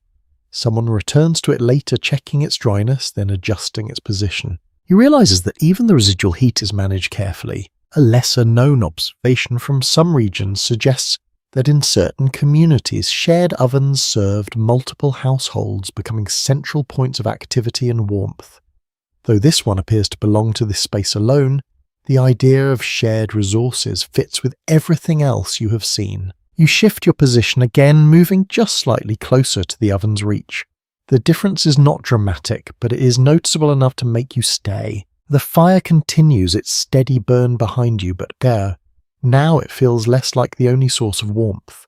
The oven adds another layer, another element to the system. You take a slow breath, letting the warmth settle into your hands, your arms, your shoulders. Some historians have explored how important ovens were in shaping daily life, not just for cooking, but for maintaining a livable environment during colder months. Sitting here, you can feel that importance directly. It is not just a tool, it is a reservoir. Across the room, someone brings a small container closer to the oven, positioning it carefully. You watch as they check it after a moment, then adjust its placement slightly. The process is slow, patient. Everything here is a curious detail from certain accounts mentions that leftover heat from ovens was sometimes used overnight to provide a slightly warmer sleeping environment, especially for those positioned closest to it. As you glance toward the sleeping area again, you can see how that might work. Proximity matters. You pull your cloak tighter, but this time the adjustment feels less urgent. The warmth from the oven softens the edge of the coal, creating a small zone of relative comfort. Not enough to relax completely, but enough to ease the constant tension. Across the room, the group shifts subtly, some moving closer to the oven, others adjusting their positions to balance access. The movement is quiet, coordinated, without words. You follow that movement, naturally settling into a space that feels just slightly warmer than before. The difference is enough. You glance around once more, taking in the layered system that surrounds you. The fire, the oven, the bodies, the walls, each element contributing in its own way. Outside, the cold remains absolute unchanging. Inside, warmth is built piece by piece, held where it can be shared where it must be. You take another slow breath, letting the steadiness of the oven's heat settle into your awareness. Because here, survival is not just about creating warmth. It is about holding on to it for as long as possible. You remain near the oven, letting its slow, even warmth settle into your hands, and your thoughts begin to drift beyond this small house. You start to imagine other places, not far in distance perhaps, but very different in experience. Places where winter feels less sharp. A well-documented historical point is that not all people in medieval society endured winter in the same way. Those with greater resources, such as members of religious communities or wealthier households, often had access to better constructed buildings and more reliable heating methods. You picture it for a moment. Thicker stone walls that hold heat longer, multiple hearths instead of one, larger stores of fuel stacked and ready, not rationed so carefully. The contrast forms quietly in your mind. You glance back at the small fire, the carefully measured fuel, the shared space that defines this room. The difference is not just about comfort, it is about margin. Across the room, someone shifts slightly, pulling their cloak tighter, adjusting once again to the cold that never fully leaves. The effort is constant, ongoing. In another place, that effort might be less. An interesting detail from certain accounts notes that monasteries often had more organized systems for heating, including enclosed hearths or improved ventilation, allowing for better control of smoke and warmth. As you imagine such a space, the air feels clearer, the heat more stable. You take a slow breath, aware of the contrast between that imagined environment and the one you are in. Here every element requires attention. You shift your position slightly, feeling the warmth from the oven begin to fade as you move even a small distance away. The effect is immediate, reminding you how localized warmth is in this setting. Across the room, the fire continues its steady, modest burn. It remains the central point, but not an abundant one. A lesser-known observation from some historical records suggests that wealthier households could afford to burn larger quantities of wood, sometimes maintaining stronger fires for longer periods. The idea feels almost distant, almost unreal, compared to what you're experiencing now. You try to imagine a fire that does not need to be restrained. The thought itself feels excessive. Some historians have examined how these differences in heating and shelter contributed to broader social inequalities, particularly during winter months when survival became more difficult for those with fewer resources. Sitting here, you can sense that inequality in a very immediate way, not through numbers or records, but through sensation. The cold in your hands, the weight of your clothing, the careful way every piece of fuel is used. Across the room, someone reaches for a small bundle of material, hesitates, then selects only a portion of it. The decision is automatic, shaped by necessity. You realize that in another place that hesitation might not exist. A curious detail from certain regional accounts mentions that in some larger homes, separate rooms could be kept warmer than others, allowing for a degree of control over living conditions that was not possible in smaller dwellings. As you glance around this single shared space, the idea feels almost foreign. There is no separation here. Everything happens within the same air, the same warmth, the same limitations. You shift your cloak again, pulling it closer, feeling the rough fabric press against your neck. The motion is instinctive, now repeated without thought. The room remains dim, the light from the fire and oven, just enough to define the space. Shadows move slowly across the walls, shaped by the flicker of embers and the steady release of stored heat. You take a slow breath, then another, letting your awareness settle back into the present. Across the room, the quiet rhythm continues. Small movements, subtle adjustments, the constant effort to maintain balance. The imagined contrast fades, replaced by the immediate reality of where you are. Here there is no excess, no margin for waste, no separation between comfort and necessity. Everything is the same. You glance around once more, taking in the details, the shared space, the careful use of resources, the quiet resilience that holds everything together. Outside, the cold does not distinguish between one household and another. It presses equally against all.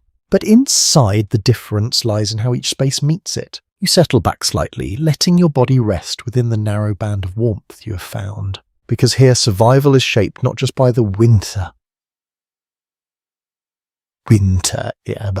but by what you have to face it with. You sit quietly, the steady warmth from the oven fading slightly as your attention drifts again toward the world beyond the walls.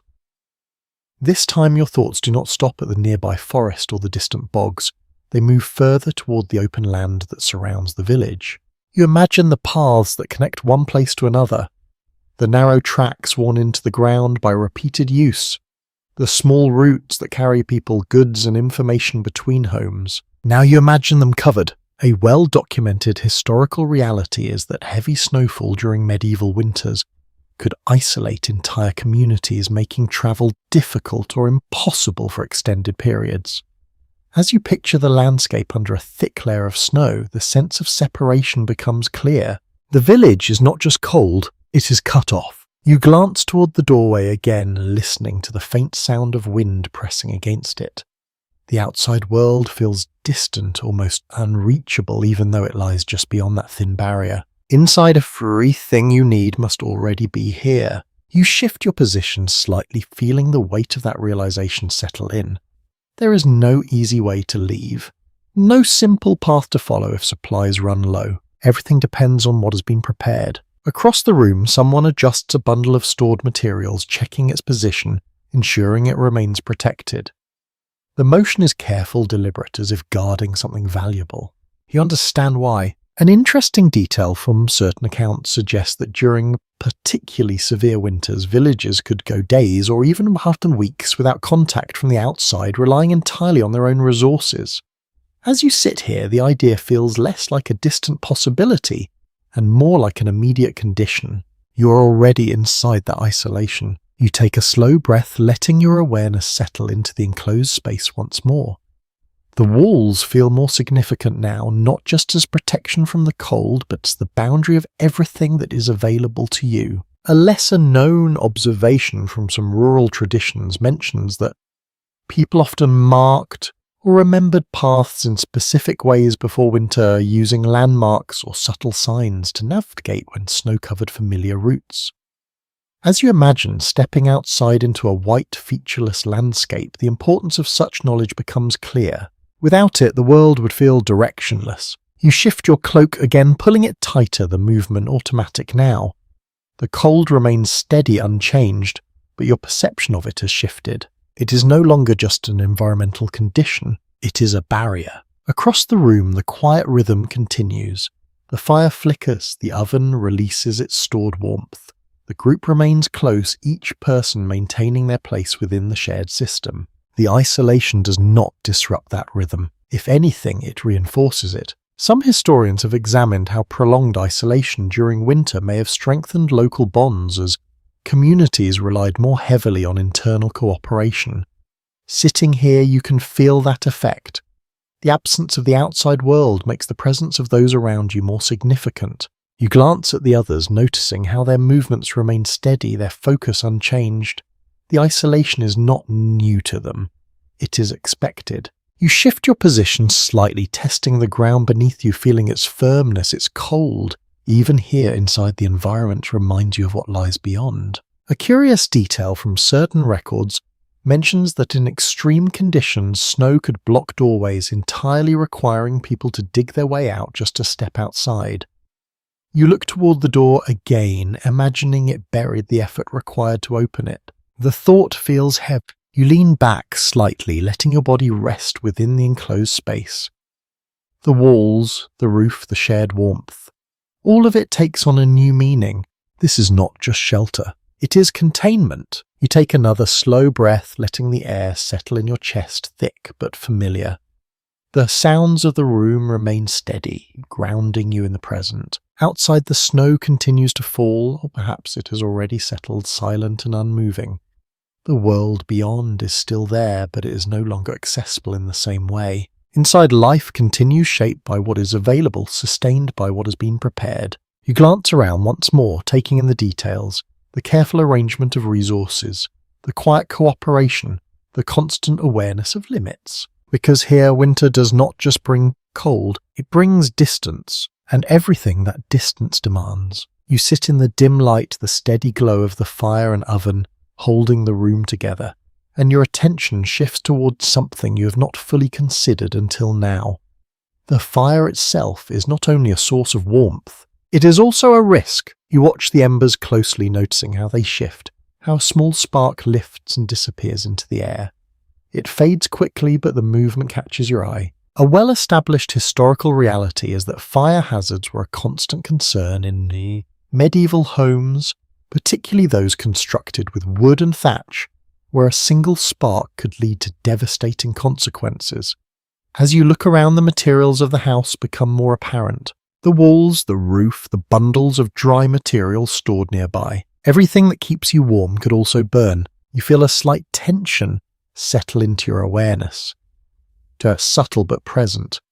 The fire must be maintained carefully, not just to preserve fuel, but to prevent it from becoming something uncontrollable. Across the room, someone adjusts the arrangement of fuel, nudging a piece slightly inward, ensuring it remains within the contained area. The movement is precise, practiced, almost instinctive. You realize that this is another balance, not just between warmth and cold, but between safety and danger. An interesting detail from certain historical accounts notes that many households kept their fires low and controlled specifically to reduce the risk of accidental fires, even if it meant less warmth. As you watch the restrained glow before you, that decision becomes clear. The fire is never allowed to grow beyond what can be managed. You shift your position slightly, becoming more aware of how close certain materials are to the embers.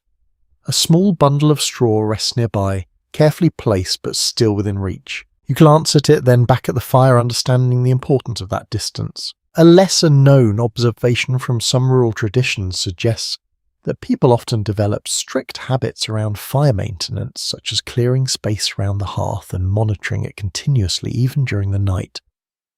As you watch the quiet attention given to the fire, it feels consistent with that idea. Nothing here is left to chance. Across the room, a figure rises, briefly moving toward the fire with slow, deliberate steps. They pause, observing, then make a small adjustment before returning to their place. The action is simple but necessary. You begin to notice how often the fire is checked. Not constantly, but regularly enough that it never goes unattended for long. It is a responsibility shared by everyone. Some historians have explored how frequent accidental fires were in rural communities, noting that entire villages could be lost if flames spread unchecked.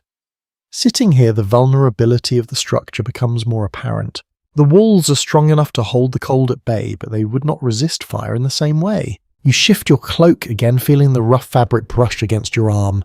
Even your clothing, thick and layered, could become a hazard if brought too close to the flames. The awareness extends to everything. A curious detail from certain accounts mentions that ashes from the fire were sometimes carefully preserved and used to help control future burns, creating a more stable base for embers. As you look at the hearth now, you can see how the ash forms a kind of boundary containing the fire within a defined space. It is not just fuel, it is structure. You lean slightly forward, watching the embers pulse their glow, steady but contained. The light they produce is soft, almost gentle, yet you know the potential that lies within it. The room remains calm, the rhythm unchanged, but beneath it is a quiet vigilance.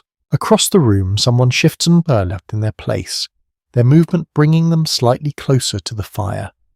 They pause, then adjust again, maintaining a careful distance. The instinct is shared. You take a slow breath, letting the awareness settle into you.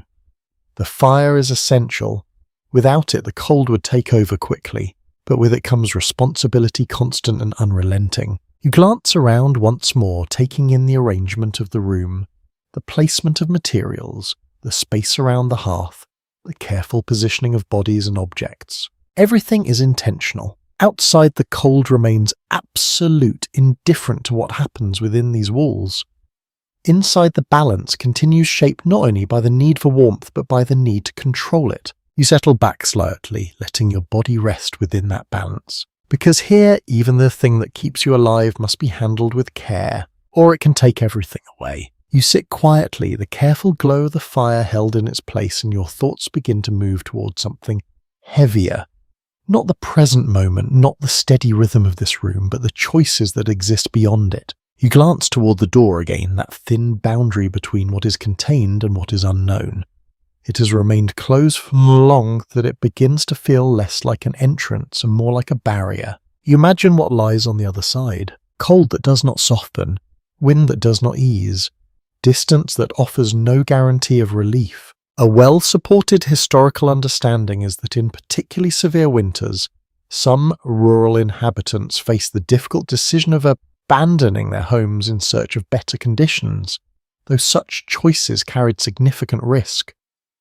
As you sit here, the idea feels distant, yet not impossible. You shift slightly, feeling the stiffness in your body, the weight of your clothing, the constant presence of the cold. You begin to understand how that kind of decision could emerge, not suddenly, but slowly. One moment of doubt, then another. Across the room, a quiet exchange takes place.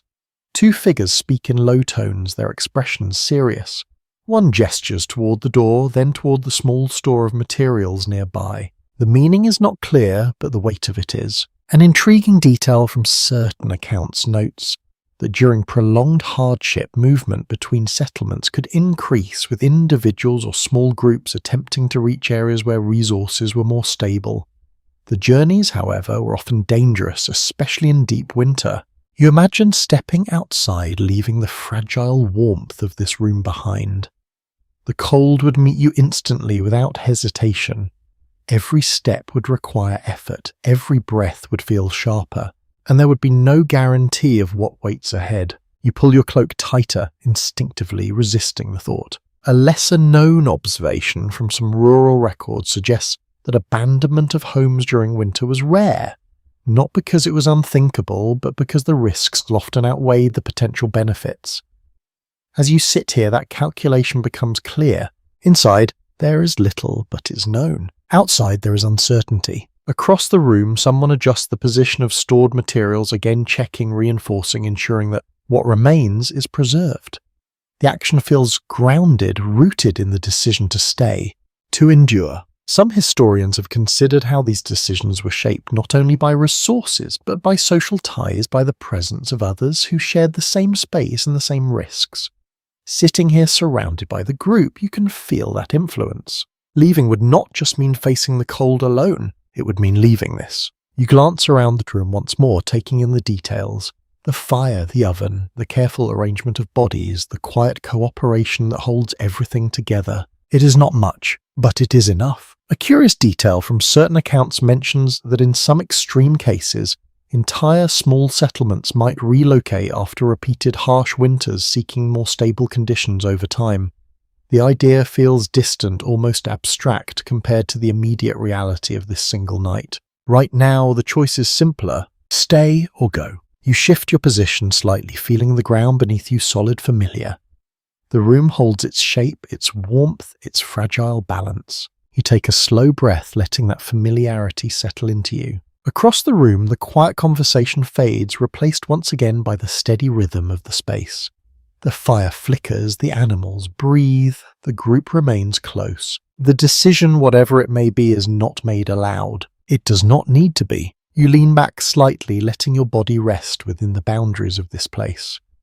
The cold is still present, the hunger still lingers, the smoke still fills the air. But here there is structure, there is continuity. Outside there is none of that. You close your eyes briefly, then open them again, grounding yourself in the present. Because here, survival is not just about enduring the conditions you face. It's about choosing where to face them. You settle back into the shared space, your body slowly easing into stillness again, and something softer begins to take hold of the room. Not warmth exactly, though that is still there in faint layers, but a different kind of comfort. The voices return. Not the quiet, practical exchanges you've heard before, but something slower, more deliberate. The tone shifts, carrying a rhythm that feels familiar in a different way, almost like a thread being followed rather than a task being completed. You listen. A well-known feature of medieval winter life is that storytelling played an important role during long evenings, offering both entertainment and a way to pass time when outdoor work was impossible. As the voice continues, you begin to feel that function unfold. It is not loud, not dramatic, but steady. The words move at a gentle pace, each one placed carefully, allowing space between them. You do not need to understand every detail to feel the effect. The rhythm itself is enough. Across the room, others shift slightly, turning their attention toward the sound. No one interrupts, no one rushes it. You find yourself drawn in as well. The story itself seems simple, built from familiar elements. A journey, a challenge, a moment of uncertainty followed by resolution. It unfolds slowly, not meant to excite, but to carry the listener along. An interesting detail from various historical sources notes that oral storytelling traditions were often passed down through generations, preserving not only narratives but also shared values and experiences. As you listen, you can sense that continuity. This is not a new story. It has been told before. You adjust your cloak slightly, pulling it closer as you settle into a more comfortable position.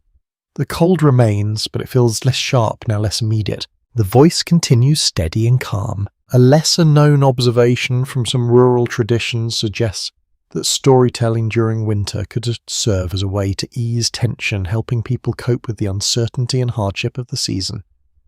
Sitting here, you can feel that effect. Your thoughts slow. Your awareness softens. Across the room, the child you noticed earlier leans closer to the older figure, their movements calmer, now their attention fixed on the sound. The older figure remains still, listening as well, their posture relaxed. The story holds the room together in a different way. You take a slow breath, letting the rhythm settle into your body. The crackle of the fire blends with the voice, creating a soft, steady background. Some historians have explored how storytelling may have reinforced social bonds, creating a shared sense of identity and continuity within small communities. As you sit here, you can feel that connection forming, not through action, but through presence. The story continues, moving through its quiet arc, never rushing, never lingering too long. It carries you along gently like a slow current. You shift slightly, feeling the weight of your clothing, the faint warmth it holds. The discomfort of the cold is still there, but it no longer dominates your attention. Instead, you focus on the sound. A curious detail from certain accounts mentions that some stories told during winter evenings included elements of caution or guidance, subtly reinforcing behaviors that supported survival. As you listen, you wonder if the story you hear now carries such meaning beneath its surface. It is possible, but it does not need to be obvious. The voice begins to slow the pauses between words, growing longer, the rhythm softening further. The end approaches, not with a clear signal, but with a gradual easing. The final words are spoken quietly, almost blending into the silence that follows. The room remains still for a moment. Then slowly the rhythm shifts again. Movements resume, small adjustments, quiet breaths, the steady presence of the fire returning to the center of attention. You take another slow breath, letting the calm linger. Outside, the night continues long and unbroken. Inside, the story has filled a portion of that time, shaping it, softening it. You lean back slightly, letting your body rest more fully now, because here survival is not only about maintaining warmth and conserving resources, it's also about finding ways to ease the weight of the long, quiet hours. And sometimes that begins with a story. You feel the night stretching on and something changes again, not in the room itself, but in the way your body responds to it. The small warmth you've been holding begins to feel thinner, more fragile, as if it takes more effort now to maintain the same balance. You shift slightly, noticing the stiffness in your limbs has deepened. Your hands respond more slowly. Your shoulders carry a quiet heaviness that was not there before. It is not sudden, it is gradual. A widely accepted historical observation is that late winter was often the most difficult period for rural communities as stored resources became depleted while the cold still lingered. Sitting here, you begin to feel what that might mean on a physical level. Not a sharp crisis, a slow wearing down. You glance toward the small remaining bundles of fuel. They are smaller now, though you cannot say exactly when that changed. The difference is subtle but undeniable. Each piece matters more. Across the room, someone reaches for the fuel, pauses, then withdraws their hand briefly before selecting a smaller piece. The hesitation is new, or perhaps it was always there and you are only noticing it now. The fire responds to the addition with a brief flicker, then settles again into its steady glow. It feels weaker. An intriguing detail from certain historical records notes that households often rationed fuel more strictly as winter progressed, adjusting usage patterns to stretch supplies as far as possible. As you watch the careful selection of materials, that pattern becomes visible. Nothing extra, nothing wasted. You pull your cloak tighter again, though you know it will not fully compensate for what is changing.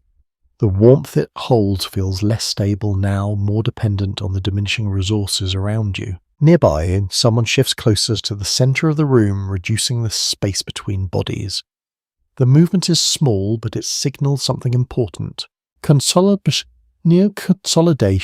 A lesser-known observation from some rural accounts suggests that as fuel supplies dwindled, people often relied more heavily on shared body heat, reducing distance and movement to conserve energy.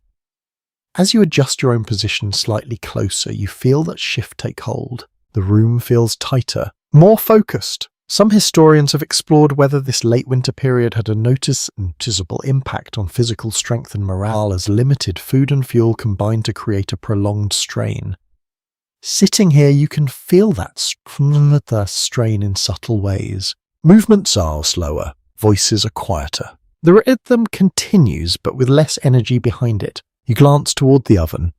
Its stored warmth has faded significantly, now its surface cooler than before. It no longer provides the same steady relief. The fire remains, but it carries more responsibility than it did earlier. You lean forward slightly, extending your hands toward it, feeling the uneven warmth. It is still there, but it does not reach as far. A curious detail from certain records mentions that in some communities the final weeks of winter were referred to as a period of endurance when survival depended on careful management of what little remained. The phrase feels fitting as you sit here. Endurance. That is what this is. You shift your feet, trying to ease the stiffness, but the movement brings only temporary relief. Your body feels heavier, slower to respond. Across the room, the child you noticed earlier is quieter now, their movements minimal, their energy reduced. The older figure beside them remains close, providing what warmth and support they can. The pattern holds. The group adapts. You take a slow breath, letting it settle in your chest. The air is still thick, still familiar, but your awareness of your own body has changed. Every sensation feels slightly more pronounced. The cold, the fatigue, the effort required to remain still. A lesser discussed detail from some studies suggests that even small increases in cold exposure during this period could have a greater impact, as the body's reserves were already strained. As you feel the chill pressing in more persistently, the idea feels immediate. You adjust your cloak, again sealing it as tightly as you can, tucking edges, reducing gaps. The action is careful, deliberate. Every small improvement matters. The room grows quieter once more, the night deep and unchanging. The fire flickers, the animals breathe, the group remains close. But the atmosphere has shifted. Not dramatically, not visibly, but enough to be felt. You lean back slightly, letting your body rest within the narrow margin that remains. Because here, the hardest part of winter is not its beginning. It's the moment when your strength begins to fade and you must continue anyway. You sit in the dim, steady glow, your body heavy but still holding on, and something shifts again. Not in the fire, not in the walls, not even in the quiet rhythm of the room. This time it is outside. At first you barely notice it. A subtle change in the sound against the walls. The wind feels different, softer, somehow less sharp in its tone. You listen more closely, your attention drifting toward the door once more. It is still cold, very cold, but something has changed. A broadly recognized historical point is that even during the depths of winter, small environmental signs could signal the gradual approach of seasonal transition long before warmth truly returned. Sitting here, you begin to sense one of those signs. It's not visible. It is felt. You shift slightly, testing the air as it slips through the smallest gaps in the structure. It still carries cold, but there is a difference in its weight and its edge. It feels less absolute. Across the room, someone pauses, their head turning slightly toward the door, as if they have noticed it too. The movement is brief, almost instinctive, but it confirms what you are sensing. The change is shared. An interesting detail from various accounts notes that people often relied on subtle cues such as changes in wind patterns, animal behavior, or the quality of light to anticipate the end of winter. As you sit here, you realize how attuned one must become to notice such shifts. You glance toward the animals. They remain calm, but there is a slight difference in their movement.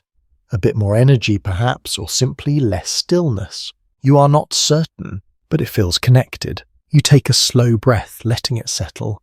The air is still thick, still marked by smoke, but your awareness of the outside is sharpened. A lesser-known observation from some rural traditions suggests that the lengthening of daylight, even by small amounts, was often one of the earliest indicators of change noticed before any visible thaw. You think back to the fading light earlier, how the day seemed slightly longer than expected. You had not paid much attention at the time. Now it feels significant. Across the room, the fire continues its steady burn, though its fuel remains limited. The oven no longer holds much warmth. The group remains close, conserving what they can. Nothing has changed inside, and yet something has shifted beyond it. Some historians have examined how these early signs of transition affected morale, suggesting that even the faintest hint of change could bring a sense of relief, however cautious. Sitting here, you can feel that possibility quiet, but present. Not relief exactly, but awareness. You adjust your cloak again, though the movement feels less urgent now. The cold remains, but it no longer feels endless in quite the same way. Across the room, a figure rises briefly, moving toward the door. They do not open it, but they pause listening, perhaps feeling the same subtle difference. Then they return to their place. No words are exchanged. A curious detail from certain accounts mentions that in some regions the first signs of thaw were often greeted with quiet acknowledgement rather than celebration, as the risk of returning cold remained high. As you sit here, that restraint makes sense. It's too early for certainty. You shift your position slightly, feeling the ground beneath you still firm, still cold. The structure of the room remains unchanged.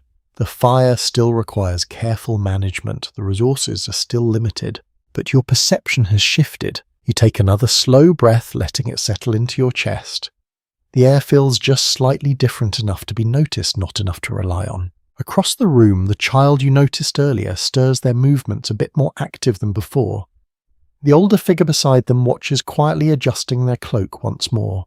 The pattern continues. The system holds. Outside the world remains locked in winter, but the first small signals of change have begun to appear, almost invisible yet deeply felt. You lean back slightly, letting your body rest within that awareness. Because here, the end of winter does not arrive all at once. It begins with something so small you could easily miss it, and everything depends on noticing. You sit quietly, feeling that faint shift in the air settle into your awareness, and your thoughts begin to turn inward again.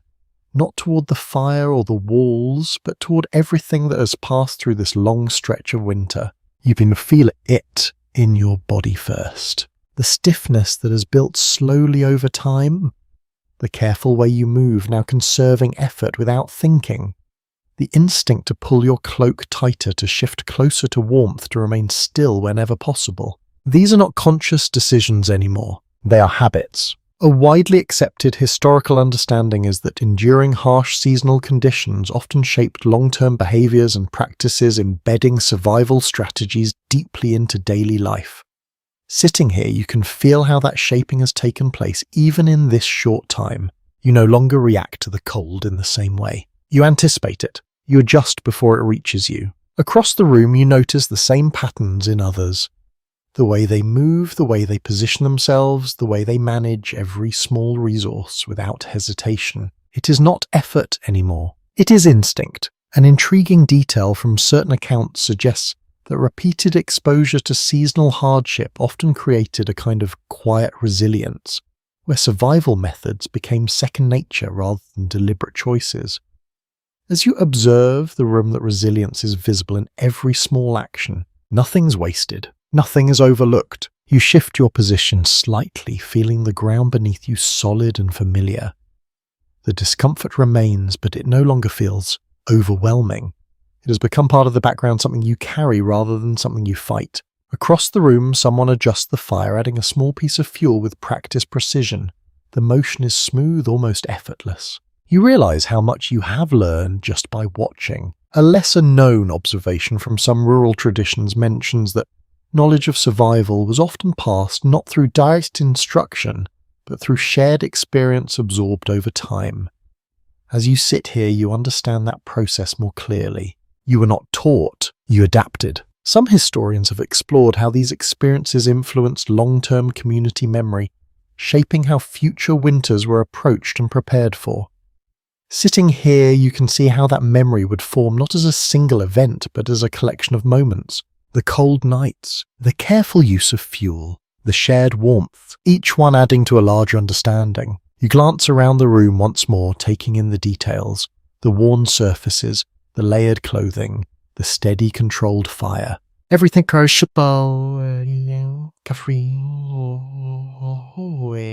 tree mark of endurance. A curious detail from certain records mentions that some communities developed sayings or small reminders tied to winter survival, simple phrases that captured lessons learned through experience.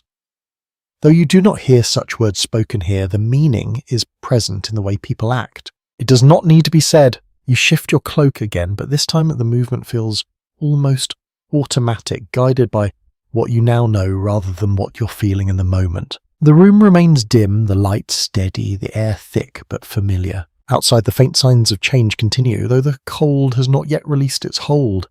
Inside, the system that has carried you this far remains intact. You take a slow breath, letting your awareness settle. You think about what it has taken to reach this point. Not just strength, but patience. Not just resources, but restraint. Not just individual effort, but shared understanding. All of it combined. Across the room, the group remains close, each person maintaining their place within the balance that has been built. You feel yourself as part of that now, not separate, included. You lean back slightly, letting your body rest within the familiarity of it all. Because here, survival is not just about making it through the winter.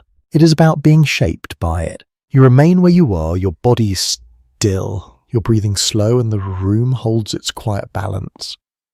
The fire glows softly, the last of its careful fuel sustaining it just enough. The oven has cooled almost completely now, its earlier warmth only a memory resting in the walls. And yet something feels different. Not warmer, not easier, but lighter in a way that is difficult to name. You glance toward the door again, and this time the darkness beyond it does not feel as absolute. It is still there, still deep, but it no longer carries the same weight. A well-supported historical understanding is that the arrival of early spring did not immediately end hardship, but it marked the beginning of transition, when survival slowly shifted toward recovery. As you sit here, you begin to sense that transition not as a sudden change, but as a quiet unfolding. You take a slow breath, and the air, though still thick, feels less oppressive. Across the room, someone rises and moves toward the door. The motion is unhurried, careful as always. They pause for a moment, then open it slightly. Cold air enters sharp but not as biting as before. And light, faint, pale but a present. You notice it immediately how it reaches into the room, touching the edges of the walls, softening the shadows. It is not strong, not enough to warm anything, but enough to change the atmosphere. You lean forward, slightly drawn toward it. An interesting detail from historical observations notes that the increasing length of daylight was often one of the earliest and most reliable signs of seasonal change, even before temperatures rose significantly. As you watch the light stretch slowly across the floor, the meaning of that becomes clear.